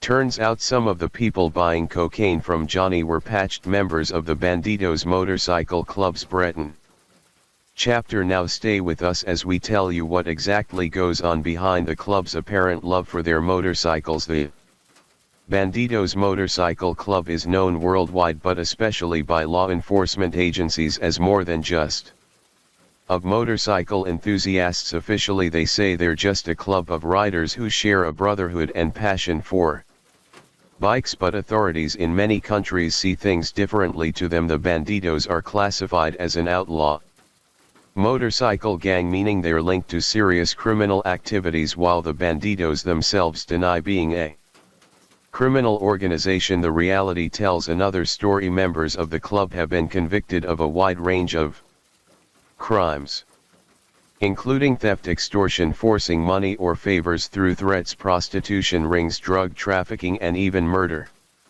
The list of criminal acts connected to them is long and chilling: racketeering and basically running illegal business operations, drug and arms trafficking, assault, money laundering, loan sharking, contract killing, trafficking and stolen goods, motor vehicle theft and counterfeiting. Basically, if anything makes headlines for organized crime, you may easily suspect this gang's involvement, and you might be right. The majority of the time in Washington state alone, the bandidos have 14 chapters, and they're known to be deeply involved in methamphetamine distribution and violent crime. Back in 1985, the authorities carried out a huge crackdown on the bandidos in Washington, arresting 13 members on drugs and weapons charges in places like Bellingham, Everett, and Puyallup. This wasn't a simple police raid, it was the result of a 16-month investigation involving the FBI, DEA, and ATF, showing just how serious law enforcement was about stopping their criminal activities. The club's violent side is clear from incidents like one in the year 2000, when a deadly shootout broke out between the bandidos and a rival gang called the Iron Horsemen at a motorcycle rally. One bandidos member was killed, another wounded, and the rival gangs critically injured. This fight wasn't just about turf, it was fueled by a drug dispute, highlighting how the gangs' conflicts often turned deadly. In 2005, the bandidos' criminal activities were brought into even deeper scrutiny when 32 members and associates from Washington and Montana were indicted on serious charges like conspiracy to commit murder, witness tampering, violent crimes related to organized crime, drug offenses, and weapons violations. In raids that followed, law enforcement seized drugs, weapons, stolen motorcycles, and a huge amount of cash. Many members pleaded guilty, including high-ranking leaders like the international president and chapter presidents. Despite the convictions, some sentences were surprisingly light, and some members were even allowed to continue associating with the club under strict court supervision. Fast forward to recent years, and the bandidos' shadow looms over one of the most shocking cases in Washington, which is the quadruple murder of the Kiryaga family. So as we discuss this case, it's important to note that while the bandidos may ride motorcycles and talk about brotherhood, law enforcement agencies see them as a dangerous criminal network deeply involved in drugs, violence, and murder. Their story is one of power, crime, and the deadly consequences when outlaw culture crosses the line. Now let's get back to Johnny's association with the club. One of Johnny's close friends, someone he trusted, had been helping sell the cocaine on Johnny's behalf. That same friends started doing business with a man named Robert Bobby Watson III, a high-ranking bandidos member. It's unclear whether Watson was buying for himself or flipping the product for profit, but when that friend backed out and cut ties, it forced Johnny and Watson into direct communication, and that's when things took a turn. After the fallout, Johnny made one of his regular runs to California, but this time Bobby Watson followed him. The two men reportedly had a heated argument, words were exchanged, tempers flared, and lines were likely crossed. Whatever was said, whatever happened during that confrontation, it lit the fuse, and just weeks later Johnny's entire family would be dead. But the real question is this: was Johnny the only target, or was this assassination done to prove a point to others as well? If Johnny Kiryaga had a gun on his back, the man allegedly holding the trigger was Robert James Watson, a name whispered with fear even in circles used to violence, known as Bobby. To his inner circle, Watson wasn't just some rogue biker with a temper, he was the vice president of the Bandidos Motorcycle Club's Bellingham chapter, and according to law enforcement, the suspected mastermind behind the Kiryaga family massacre. But what made things even more chilling was the way Bobby behaved after the murders. When fellow Bandidos members asked him if he'd been involved, Bobby gave mixed answers, dodging, deflecting and offering conflicting versions of the truth. It was as if he couldn't keep the story straight or didn't care enough about it. Despite Bobby's high rank, not everyone in the Bandidos stood behind what happened. The chapter's president openly condemned the killings, especially the brutal deaths of women and children. He even cooperated with the investigation, drawing a line between loyalty to the club and pure savagery in the biker world. Codes of conduct are murky, but killing an entire family, that crossed every boundary, even among criminals. And then there was Johnny James Watson, Bobby's younger brother, a resident of Breton. Johnny Watson wasn't affiliated with the Bandidos, and as far as records show, he had no direct ties to the club's criminal activity, but blood runs deep.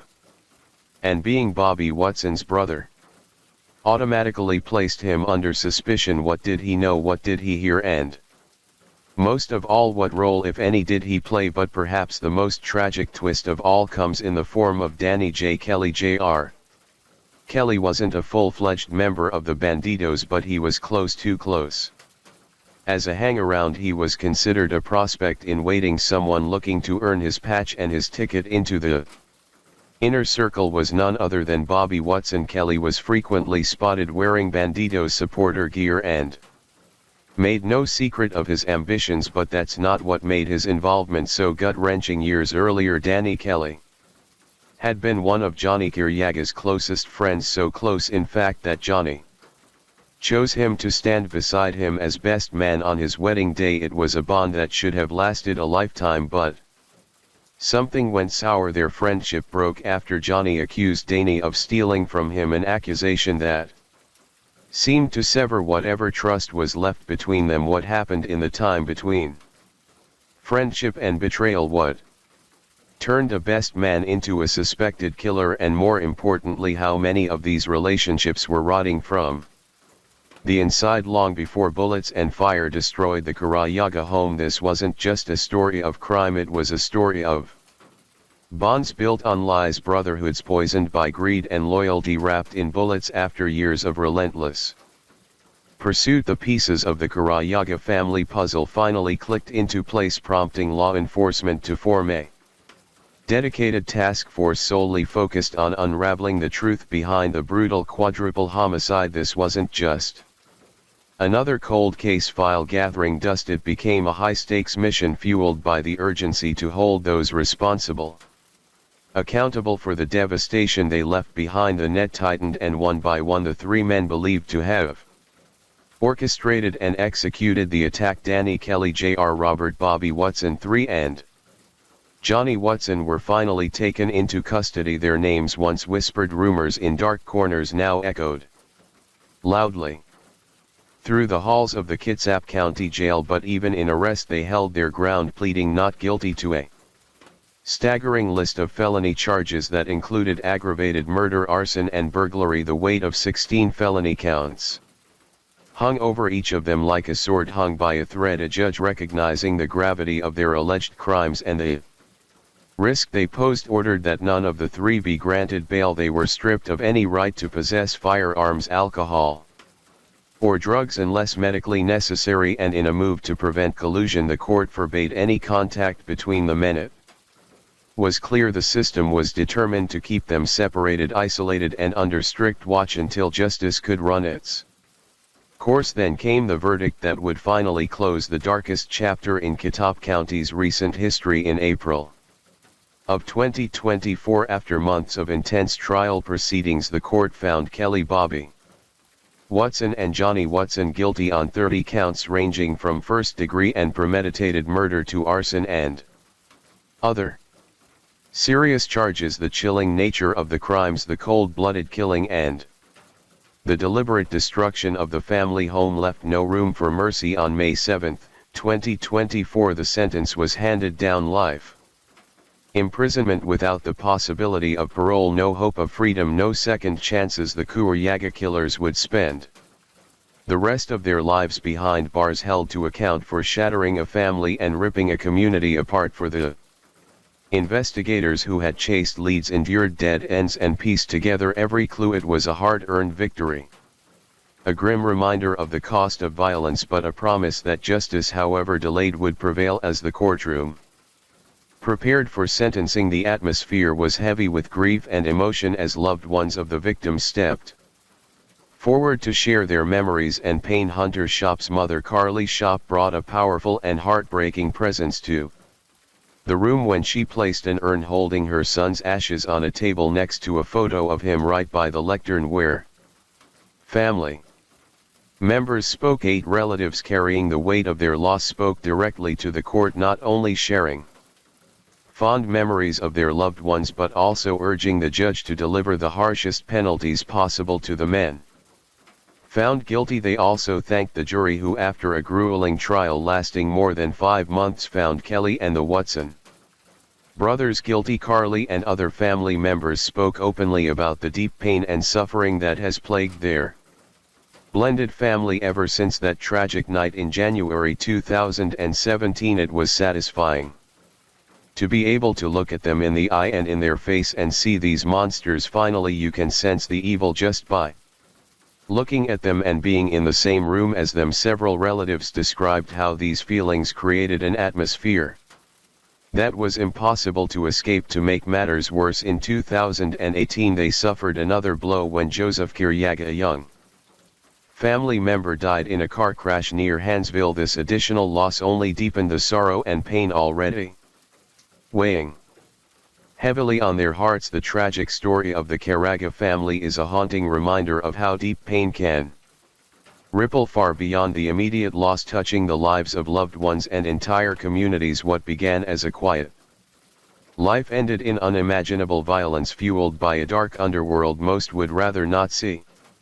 Story 5. In 1994, 5 lifeless bodies were found inside this huge house in New Zealand, a discovery so chilling it became one of the strangest and most expensive criminal cases the country has ever faced. That panicked voice you just heard belongs to David Bain, the eldest son and the only survivor of what would soon be called the House of Horrors in New Zealand. Shockingly, David was later charged with 5 counts of murder for allegedly killing his entire family. He was just 22 years old at the time. Now, if you think that's where the story ends, think again. 19 years later, David walked free, and the reason why will leave you speechless. It's one of those cases that makes you question everything, and trust me, you'll want to grit your teeth and hang on until the very end. But before we dive into the shocking twists and turns, let's first take a closer look at the Bain family, the people at the heart of this chilling mystery. More than 100 meters away from the fire, yet I can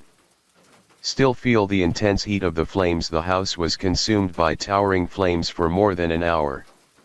The fire could be seen over most of the city. It burned 17 days after Arawa Laniet and Stephen Cullen Bain were killed, along with parents Robin and Margaret. By all appearances, the Bain family seemed like your typical religious family. David Cullen Bain was born on March 27, 1972, the first child of Robin Bain and Margaret Cullen. His parents had been married just 3 years earlier in 1969 and were deeply rooted in their faith and hopes for a peaceful, close-knit family life. But life had other plans. When David was only 2 years old, Robin's calling to serve as a missionary teacher took the family far from home. The Bains uprooted their lives and moved over 3,000 m northwest to Papua New Guinea. It was a massive change from the familiar streets of New Zealand to the tropical and often challenging environment of a remote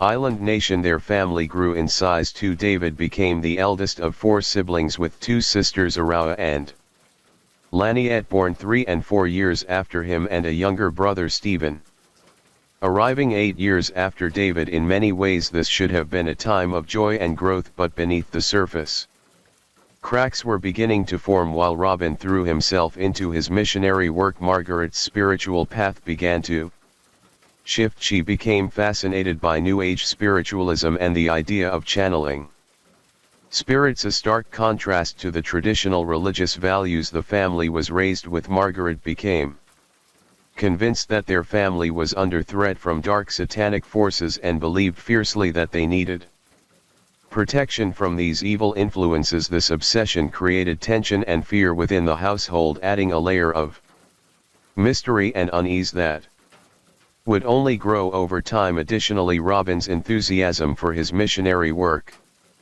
started to fade. After several years, the dream that had brought the family to Papua New Guinea began to lose its luster, and by 1988, 14 years after their move, they returned to New Zealand. The family settled into a large house in Andersons Bay, a quiet suburb of Dunedin on New Zealand's South Island. It was supposed to be a fresh start, but life at home was far from peaceful. In 1991, Robin took a job as the principal of a small rural school. On paper this sounded promising, a stable job, a chance to rebuild a community, but back at the house things were deteriorating rapidly. By 1994, the marriage between Robin and Margaret was hanging by a thread. The couple argued constantly, daily fights that wore down the family's spirit.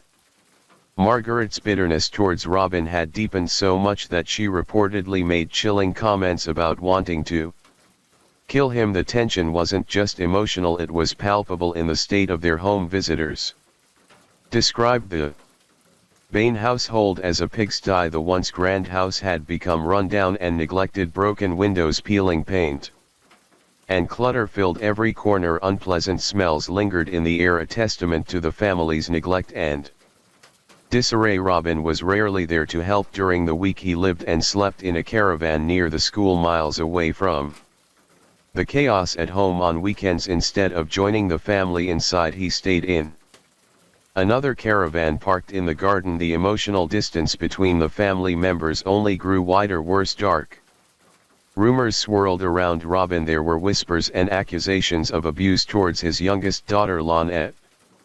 These claims cast a shadow over the family and would later become a key element in the case that shocked the nation. On the other hand, David's relationship with his father was tense and strained. In contrast, he was very close to his mother, Margaret, and they often shared grievances about Robin. United in their frustrations at 22 years old in 1994, David was trying to find his way. He was a music student with dreams of becoming an opera singer, an ambitious goal that set him apart from the typical path his siblings were on. Whether or not he had the talent for international fame is up for debate, but David's passion for music was real. Just take a look at this.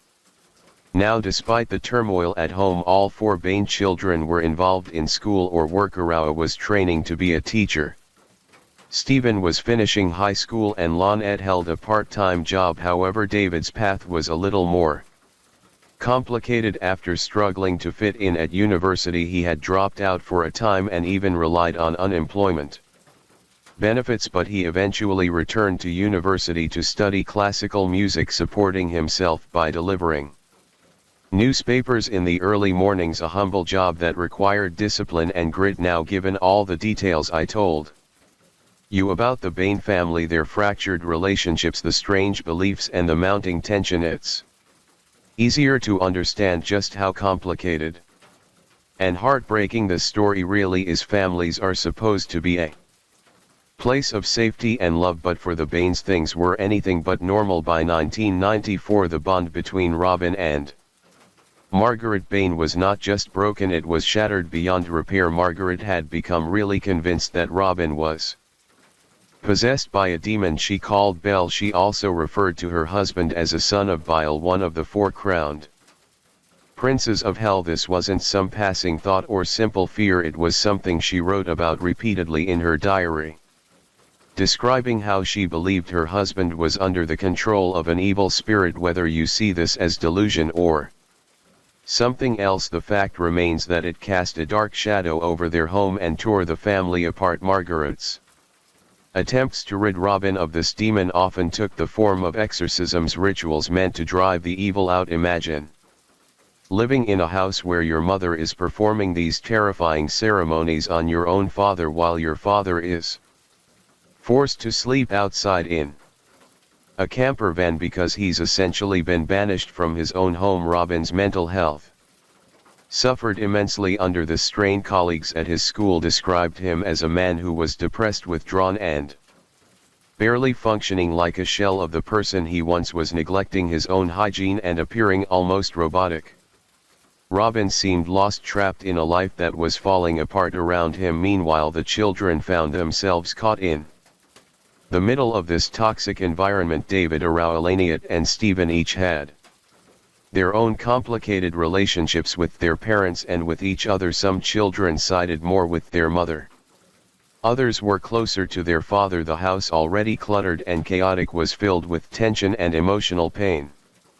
It was clear that the family was on the brink of collapse. And then on the morning of Monday, June 20, 1994, the unimaginable happened. At exactly 7:0909 in the morning, David Bain made a frantic call to emergency services, his voice shaking as he uttered the words that would haunt New Zealand for years to come. Who's all dead? It's okay. Every street. Somerville Street. What number are you calling from? 454-2527. And your last name? Bain. Okay, we're on our way. Okay, Mr. Bain, it will be there very shortly. As you can see, David stammered, trying to explain what he had found in his own home. His mother, sisters and youngest brother were all dead. His father lay in the lounge, a bullet wound to the head. The family rifle was on the floor beside him, and chillingly a typed message on the computer read, "Sorry, you are the only one who deserves to stay."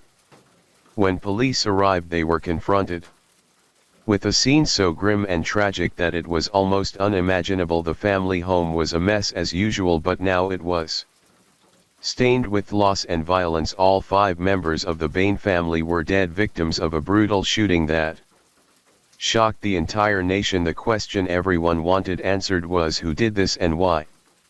The initial theory seemed clear. The father, Robin, had killed his family before taking his own life. After all, he was found with the rifle nearby, and the message on the computer seemed like a last note. But this explanation quickly began to unravel. Forensic experts examined the bullet wound in Robin's head and declared it nearly impossible that he had shot himself. The trajectory and angle of the bullet, along with the blood patterns, suggested his body had been moved after death, casting doubt on the father theory. This twist in the investigation shifted suspicion towards David Bain. If Robin wasn't the killer, then why was David alive when everyone else in his family was dead? Why had he been spared? To add to the growing mystery, David's story just didn't quite add up. When officers first questioned him, he explained that he had completed his usual newspaper round between 6:00 and 6:42 in the morning. This timeline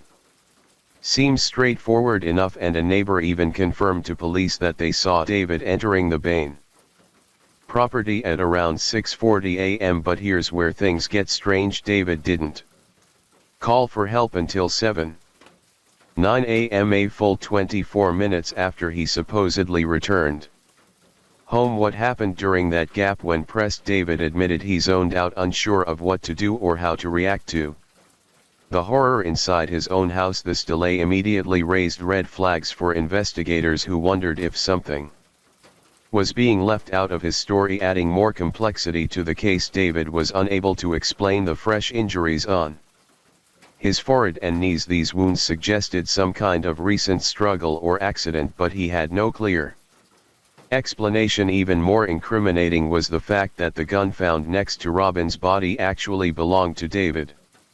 He further admitted he was the only person who knew where the key to unlock the gun's safety mechanism was kept.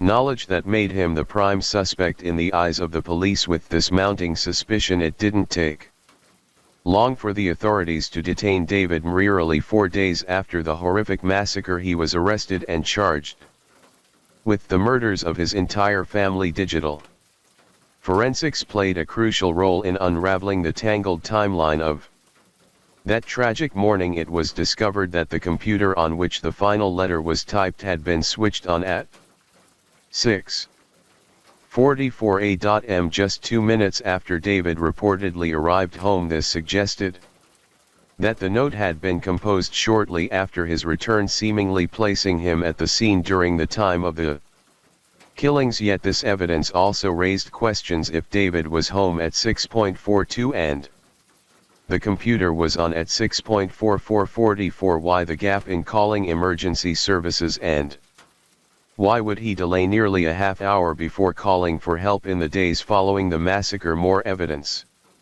emerged that suggested Robin the father might have been innocent after all. Remarkably, no blood other than his own was found on him, not on his clothes, his socks or his shoes which he had worn that day. This was puzzling because if Robin had been the killer and had then shot himself, one would expect at least some transfer of blood to his clothing or hands. Moreover, Robin's fingerprints were completely absent from the rifle found beside him, a fact that forensic experts found hard to reconcile. If Robin had fired the fatal shots and then turned the weapon on himself, his fingerprints should have been all over the gun. To complicate matters further, no gunpowder residue was detected on his hands, a forensic detail that contradicted the idea of taking his own life despite all the mounting evidence. Casting doubt on Robin's guilt, the investigation took a dark turn. Just 17 days after the murders, the Bain family's relatives, deeply unsettled by the gruesome scene and concerned about the safety of the property, decided to take drastic action, fearing that curious teenagers might break into the house and accidentally set it ablaze or worse.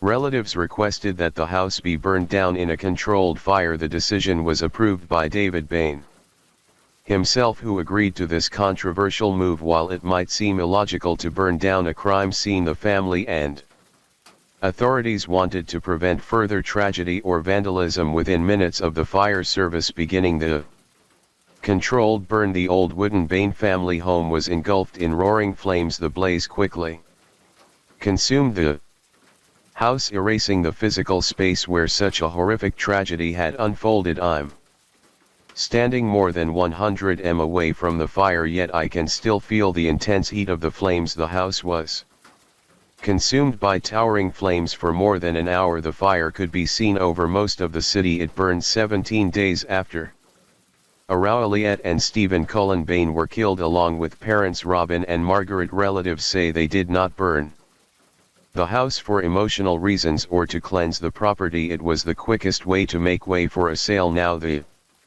legality of this fire has been questioned by at least one legal expert who raised serious doubts about whether all the proper legal steps were followed. For instance, who exactly owned the house at the time? Were all the loose ends properly tied up before such an irreversible action? These questions remain unanswered. However, a trustee involved with the case told 3 National News that the only surviving member of the Bain family and the man charged with the murders, David Cullen Bain, had actually agreed to the house being demolished by fire. He reportedly told them that he never wanted to see the house again, a sentiment that is understandable given the horrific events tied to it. Still, with the house now reduced to ashes, the investigators could only rely on the evidence they had already gathered. No further forensic work could be done on the physical crime scene as it no longer existed, and frankly I find the decision to burn the house down so quickly baffling and quite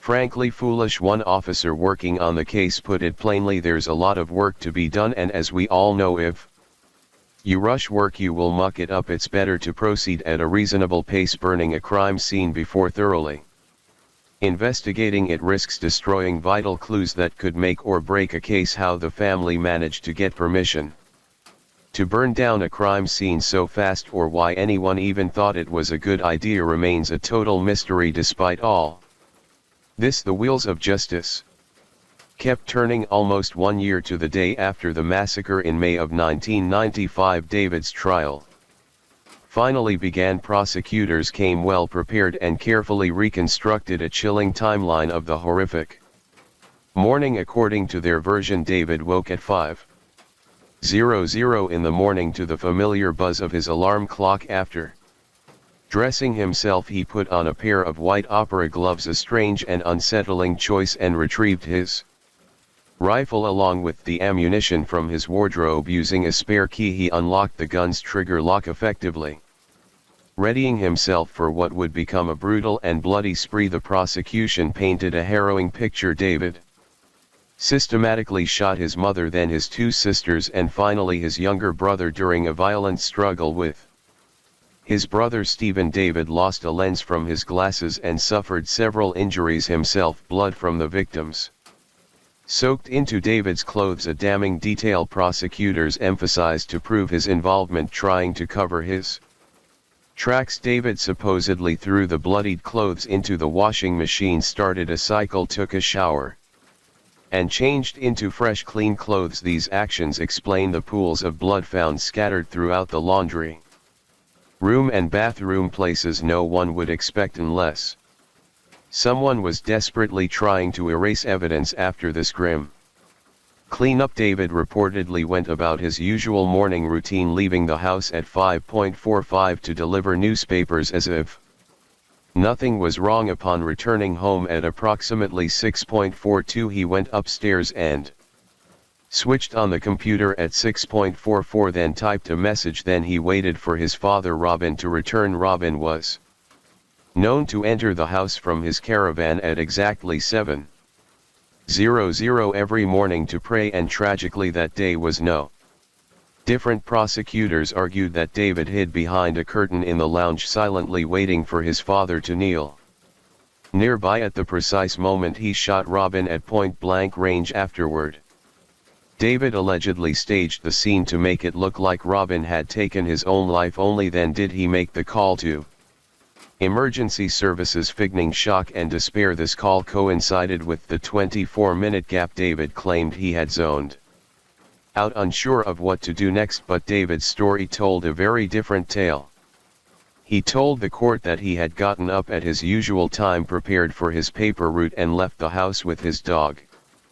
Upon returning around 6:42, he said he went straight to his room, took off his shoes and went downstairs to wash his hands. While he admitted putting his clothes into the washing machine, he denied they had any blood on them. Heading back upstairs, he claimed he noticed bullets and the rifle's trigger lock lying on the floor. Frantically he searched the house and found his mother, sisters and brother all dead in their bedrooms. His father was also dead, lying in the lounge. According to David, he then zoned out for about 20 minutes before finally calling emergency services. Additionally, David's defense team proposed a shocking alternative, that Robin the father was actually the killer. According to their theory, Robin had killed his family before turning on the computer to type a message and then had taken his own life. It was a bold claim, but several parts of David's story just didn't add up. For one, David himself admitted he was the only person who knew where the key to the rifle's trigger lock was hidden. Adding to the suspicion was the precise time the computer had been switched on, the unexplained injuries David had sustained, and the mysterious 20 minutes he claimed to have zoned out after discovering the bodies. The prosecution meanwhile argued that David's motive was financial. They claimed he wanted to inherit the family fortune his parents had put away, a large sum of money intended for a new house. Ultimately, David Bain was found guilty on all 5 counts of murder. He was sentenced to life in prison with eligibility for parole after 16 years. Now you might think the story ends there.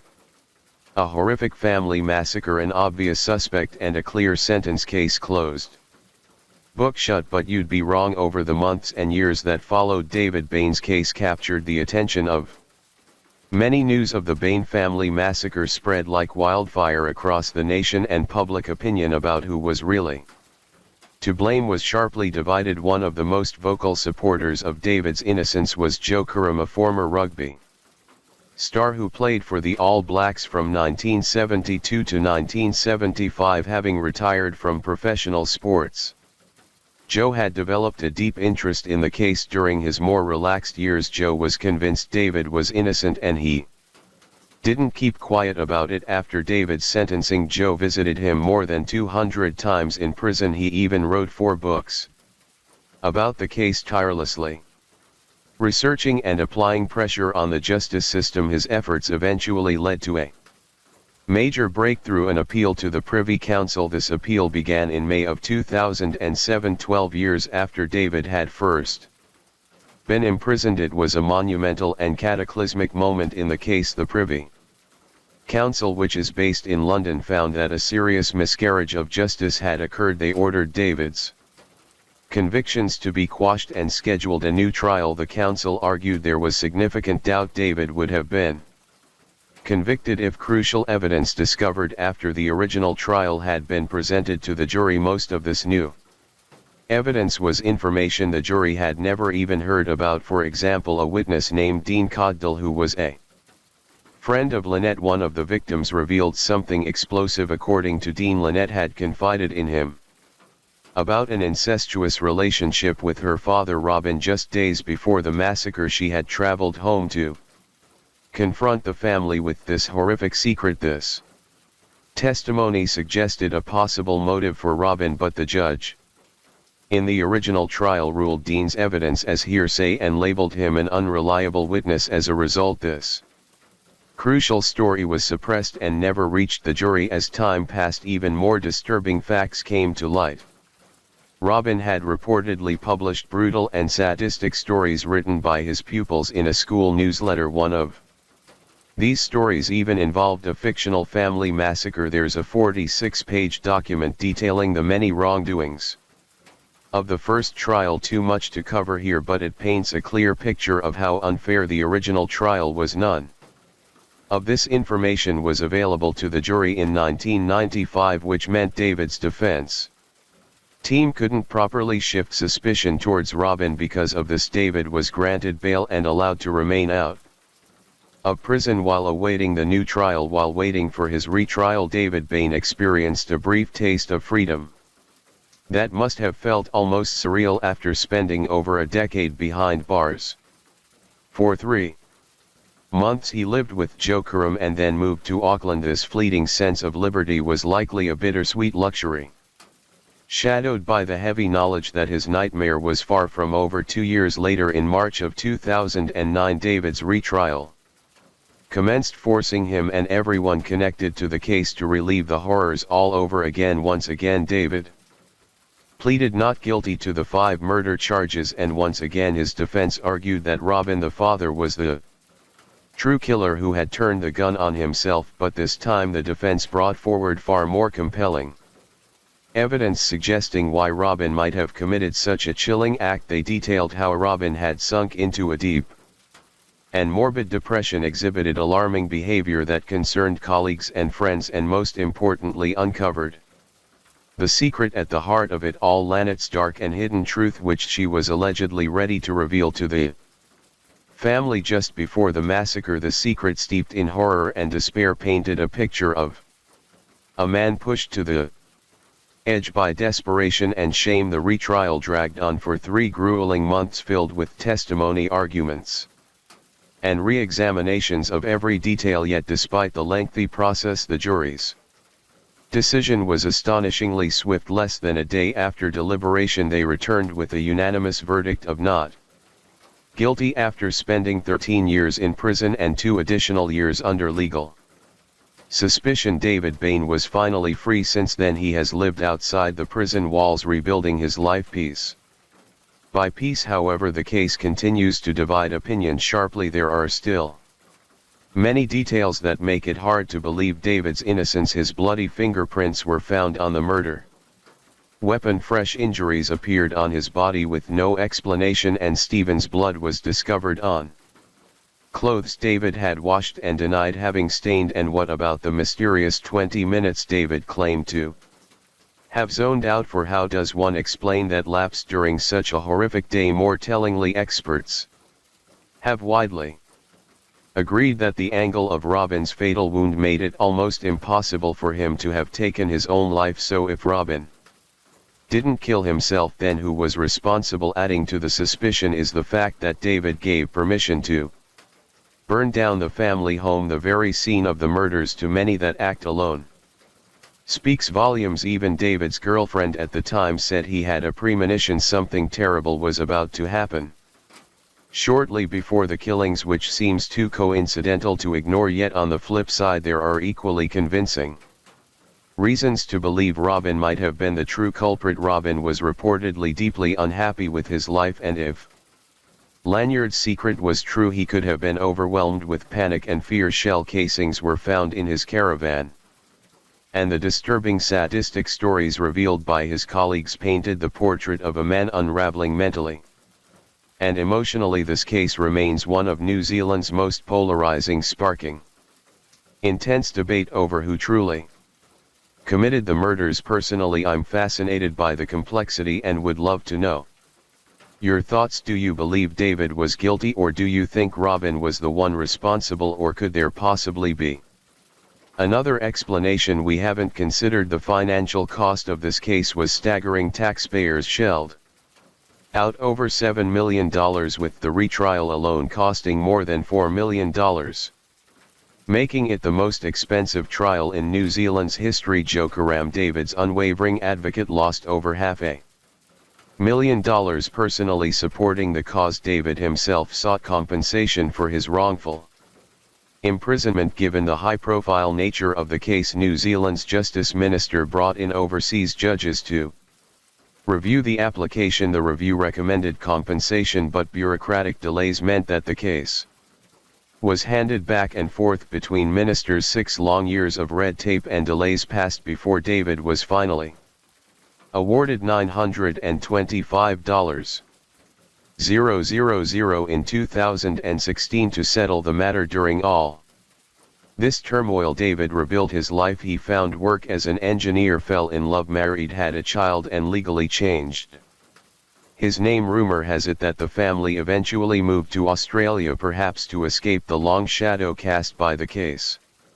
As for the Bain family home, no trace remains of the original property that was burned down in 1994. The site has since been completely transformed into a landscaped modern 3-bedroom house, erasing the physical memory of what happened there over the decades. The story of the Bain family massacre and all its related evidence have faded into the distant past, becoming almost like a dark legend whispered about but rarely confronted.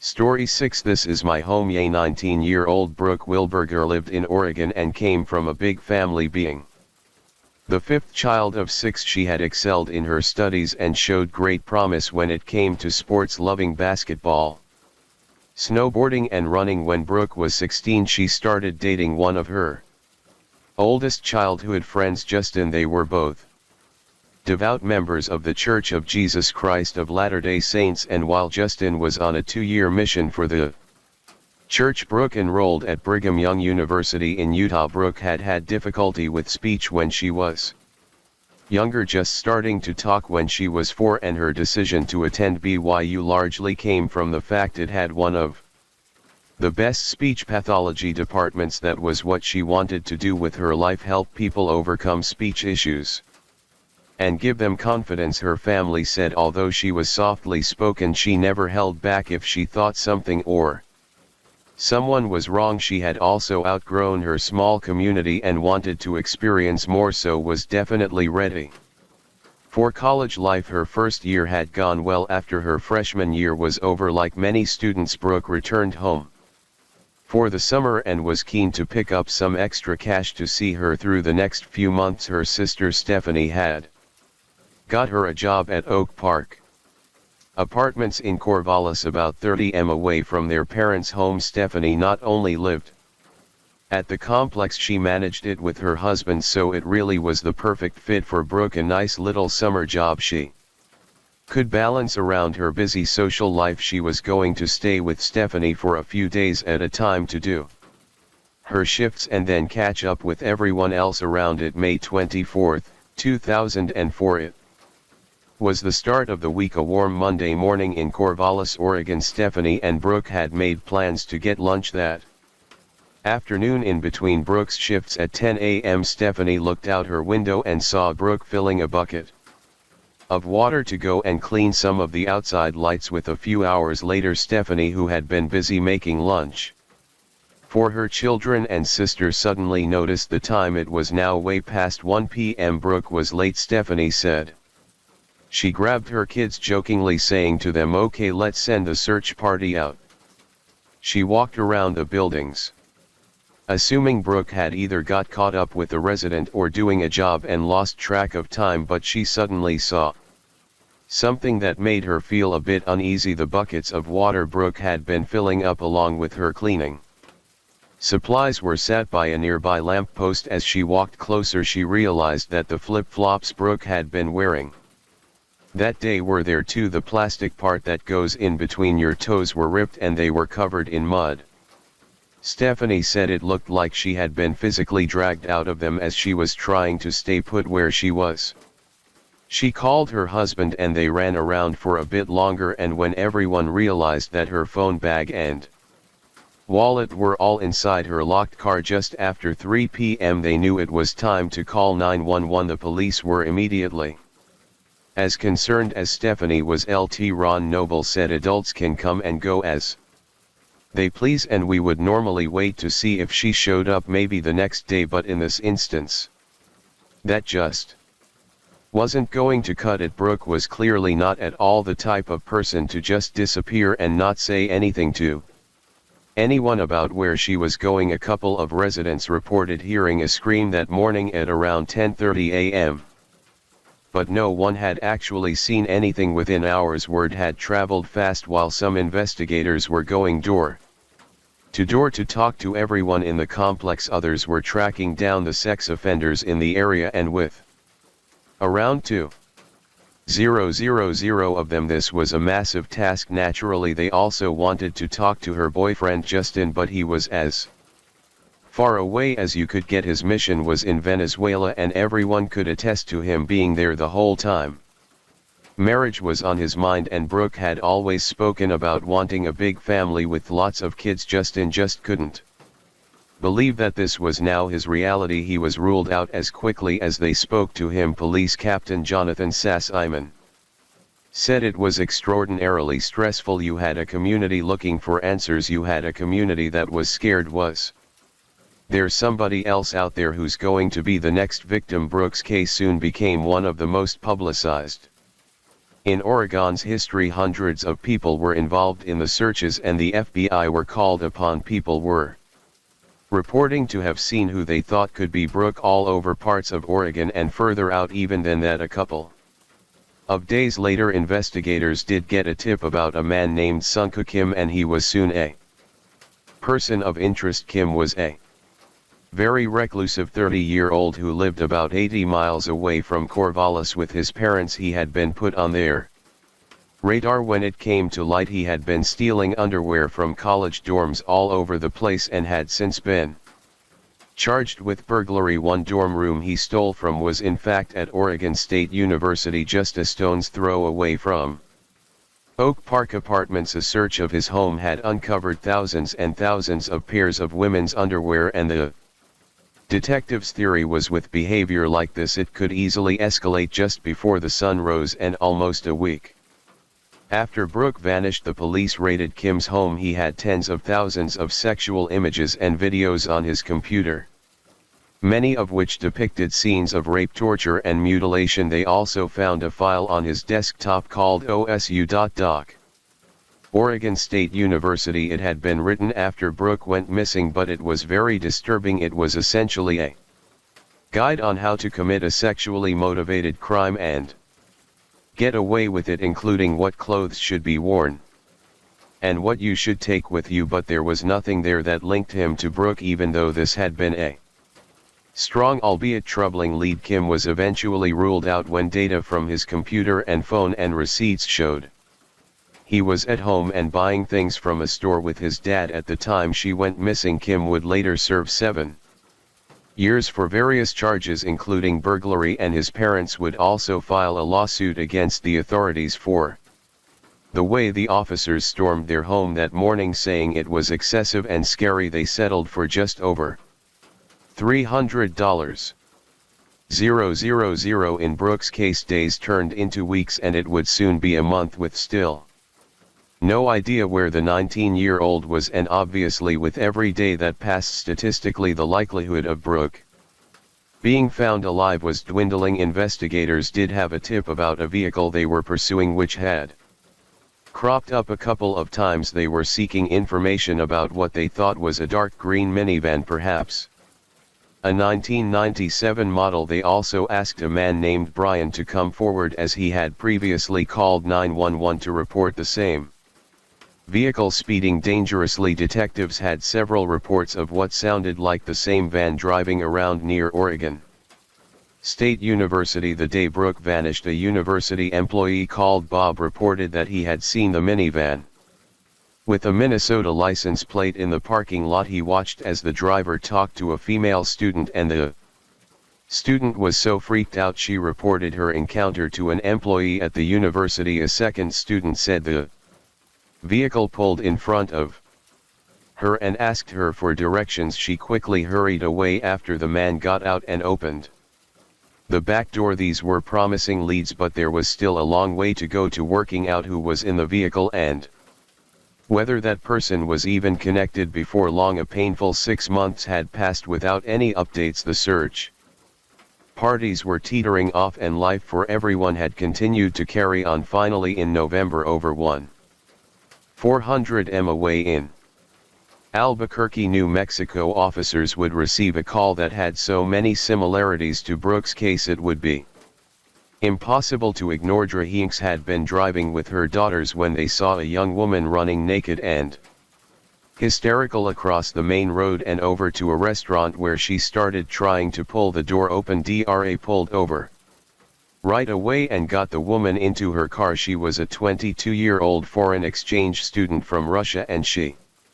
tearfully recounted how she had just been walking when someone grabbed her from behind and pressed a knife up to her throat. A tall, broad white male with a shaved head and beard dragged her into his car, sexually assaulted her, then tied her up with her own shoelaces. He then pulled out into an apartment complex and left the car to go inside one of the apartments. Miraculously, she had broken free and just started running for her life. DRA called 911 and gave a description for the man and his very distinctive car: a two-door red car with a red floral interior and a stuffed toy hanging near the window. And authorities very quickly got a name: Joel Patrick Courtourtney, a married father of 3, living in an Albuquerque suburb with his family. He was found just a few blocks away inside his car with a cracked pipe and a knife. Joel was actually a convicted sex offender, having served time in 1991 for sexual assault along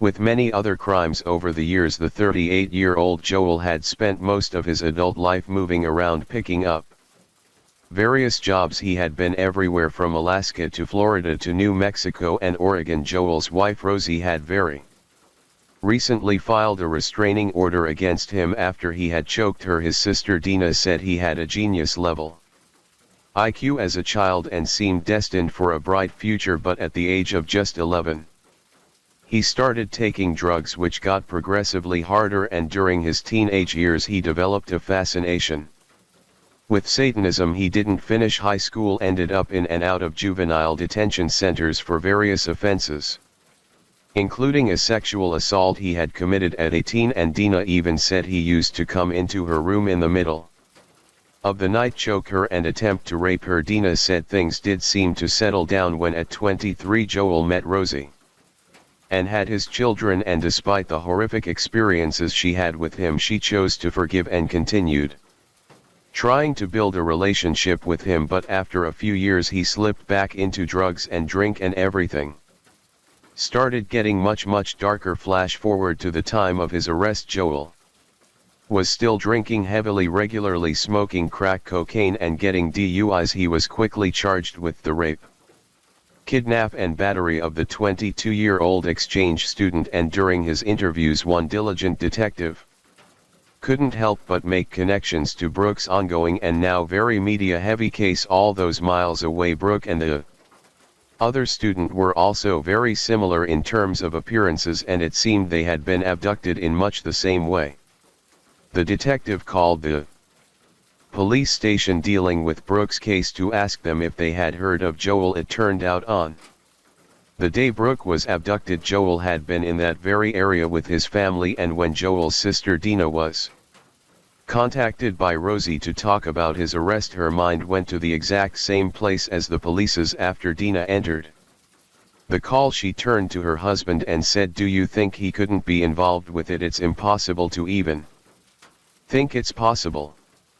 Before trailing off and thinking about the missing 19-year-old, Dina said she couldn't bring herself to say it out loud, but her gut was telling her he knew where Brooke was. "Good afternoon, I'm Natalie Marmee, and General Hospital will be seeing you at a later time. Right now we're bringing you the latest and breaking news on the disappearance of Brooke Wilberger. We now know police believe Brooke was murdered, and police believe a man currently sitting in an Albuquerque jail was the one who killed her. Despite them not having Brooke's body, she was now presumed dead, and while Joel sat in a cell, they spent months gathering evidence against him. When investigators tracked down the vehicle Joel had been driving at the time, lo and behold, it was a dark green minivan, the same vehicle reported by numerous people speeding around the area. A forensics team completely gutted it, swabbing and testing everything inside. And after many months of waiting, the results were back, and they were crystal clear. In the spring of 2005, Brooke's DNA was confirmed to be inside, and her blonde hairs were in a hairband inside one of Joel's bags. From the DNA, they were also able to determine that Brooke had been raped. We are at a milestone in this case in that on Friday, July 29th, last Friday, the Benton County Grand Jury reviewed this case, the case of Brooke Wilberger. The grand jury, after hearing all the evidence, returned a 19-count indictment accusing Joel Patrick Courtney, who's 39 years old, of 14 counts of aggravated murder alleged in alternative theories, 2 counts of aggravated kidnapping in the first degree, 1 count of first-degree rape, 1 count of first-degree sexual abuse, and 1 count of first-degree sodomy. Under Oregon law, the maximum possible penalty for aggravated murder is death, with charges pending in New Mexico. However, it is unlikely that he'll be available for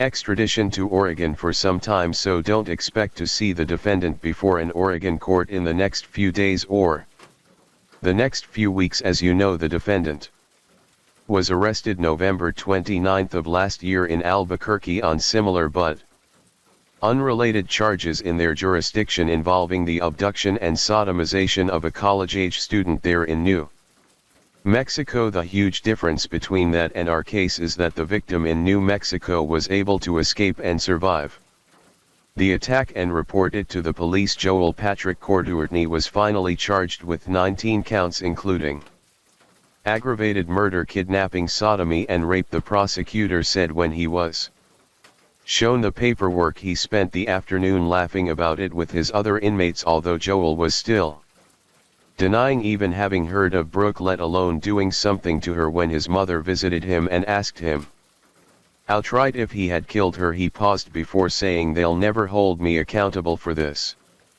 In January 2007, despite Joel claiming his mental health issues deemed him incompetent to stand trial for what he did to Brooke, the court determined he was mentally sound enough. Brooke's mom, Cammie, said she was driving at the time she got the news and did a little dance around the car when she heard. She said she had no idea how close she came to falling into the black hole, thinking about him not having to stand trial, but he first needed to face justice for his attack on the woman in New Mexico. A Rio Rancho man who faces a murder charge in a highly publicized Oregon case has been sentenced to 18 years in prison for kidnapping and raping a University of New Mexico foreign exchange student back in 2004. Joel eventually pleaded guilty and was sentenced to 18 years for kidnap and rape. At his sentencing, he continued to disrespect the court and the judge. "I have no respect for this court.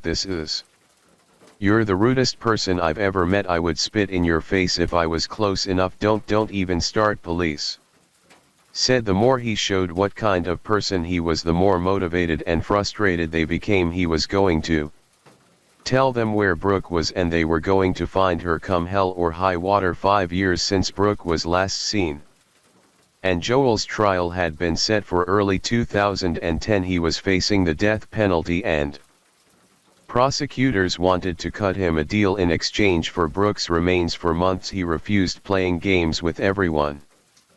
But after several particularly bad beatings from inmates and unable to get any anxiety medication, he decided he wanted a change of jail. He had weaponized knowing exactly where Brooke was and held it over everyone's heads. All this time until he could get something from it, so this was what he came back with. Joel said he wanted to serve out the remainder of his 18-year sentence in New Mexico near his family and then moved back to Oregon after that was done. He also wanted the death penalty off the table. Everyone agreed, and with this Joel changed his plea to guilty and finally agreed to give Brooks' family all they had been asking and praying for half a decade. Missing person posters are being taken down for Brooke Wilberger more than 5 years after she disappeared. Police in Oregon have finally located the remains of the 19-year-old college student. Oregon's Attorney General is in Eugene for several reasons, but he spent the day tackling questions about the Wilberger case. John Kroger says he applauds the work done by the Benton County District Attorney's Office. Oregon's AG is pleased with the outcome, getting Joel Courtney to give up Wilberger's remains as part of the plea deal. He also believes the DA's office handled the case well, especially since the case came with a lot of public scrutiny. I think it was very important not only to make sure that he serves a life sentence without any chance of relief, but also to make sure that the remains of the victim were found. I think that was extraordinarily important. Off an abandoned road about 12 miles west of where Brooke was abducted, her remains were finally found. He had hidden her body on some private property, concealing her beneath a fallen tree. They used dental records, and she was also identified by her mom, who could say that the silver watch she had got her for Christmas had still been on her. Cammie remembered gifting it to her so clearly. Brooks' family, always showing strength in class, said they felt gratitude even to Joel. Cammie said, "We are thankful that justice is served and he will have no opportunity for parole now. He can go on with what's left of his life." In court, Joel admitted to what he had done. He said he had been driving around the area that fateful day looking for a. He admitted he attempted to abduct 2 other university students before Brooke, the 2 students that had already shared their stories, and he was charged in their cases too. But when he drove past Brooke alone and working, he changed his approach and pretended to be a delivery driver. Once she was near the van, he abducted her at knife point, dragging her inside, where he bound her with tape and sexually assaulted her. He drove her to the woods where he kept her alive overnight before bludgeoning her to death. He said he wasn't even thinking about killing her until he saw how hard she fought against him, and he was surprised at how strong she was. He said he hid her body in such a way that it was unlikely she ever would have been found unless he told someone. Not much has been disclosed in the Wilberger case about where the crime actually took place. Authorities say it happened in the woods in Benton County in Coastal Range. And for the people who live in that area, they say they can't believe something like this could have happened in their backyard. This is a real, nice community, and bad stuff just never happens out here. It just doesn't. It's kind of eerie that he went and he could have been in here. He could have been here the next day, the day before. Mark Scacco owns the Black Country store, which is about 3 miles from where he thinks the crime was committed.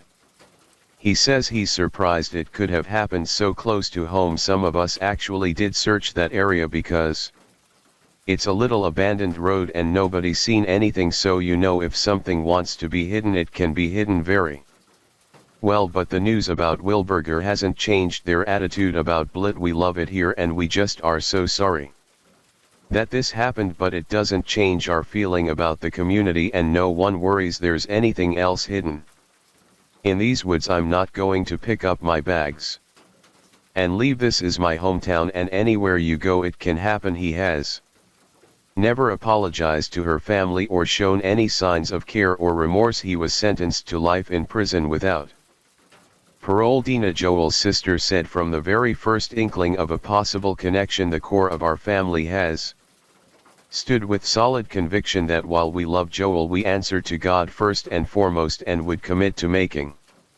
ourselves available to the pursuit of clarification of facts and events. Our first prayer from November 30, 2004 was, Father God, we ask if Joel is responsible for this, that he would tell the truth, and please let Brooke be found.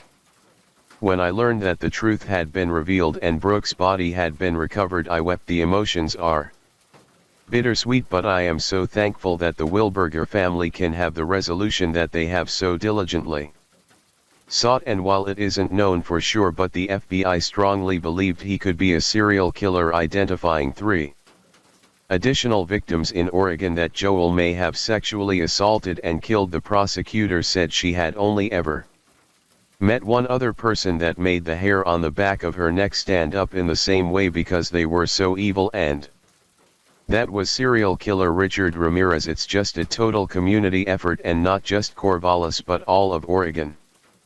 Really, everybody worked together. Cami Wilberger takes the podium at the Lazel Stewart Center in Corvallis. She sends her deepest thanks to those some strangers who've lent their support over the years to help find her daughter Brooke, because it seems one way or another everyone in Corvallis is connected to the Brooke Wilberger case.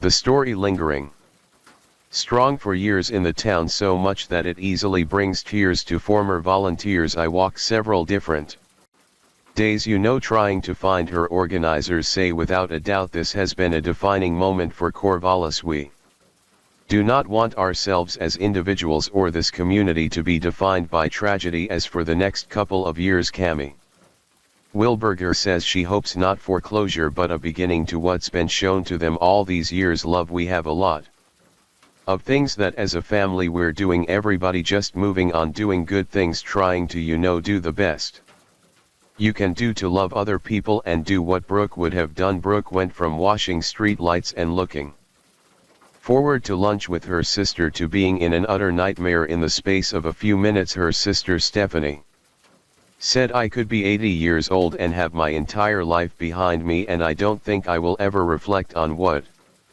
happened to her and be okay with it. Time's not going to make that okay. She added that she can't imagine but longs for a day when she doesn't continuously run over that morning back in 2004, thinking of what she could have changed. Could she have changed anything at all? It's truly an exhausting loop of thoughts. Cami said, the grief will always run deeper than anyone can imagine. Our family have kind of likened this to an iceberg experience. Although what the public sees seems raised and maybe devastating, it's nothing compared to what we see on the inside. As the rain gently falls and the night grows deeper, thank you for joining me here at MR Night Cared True Crime Stories. Remind us of life's mysteries and the importance of staying aware even as we seek comfort in the quiet of the night. Let the rain carry you to a peaceful sleep, and until we meet again, stay safe, stay curious, and let the night watch over you.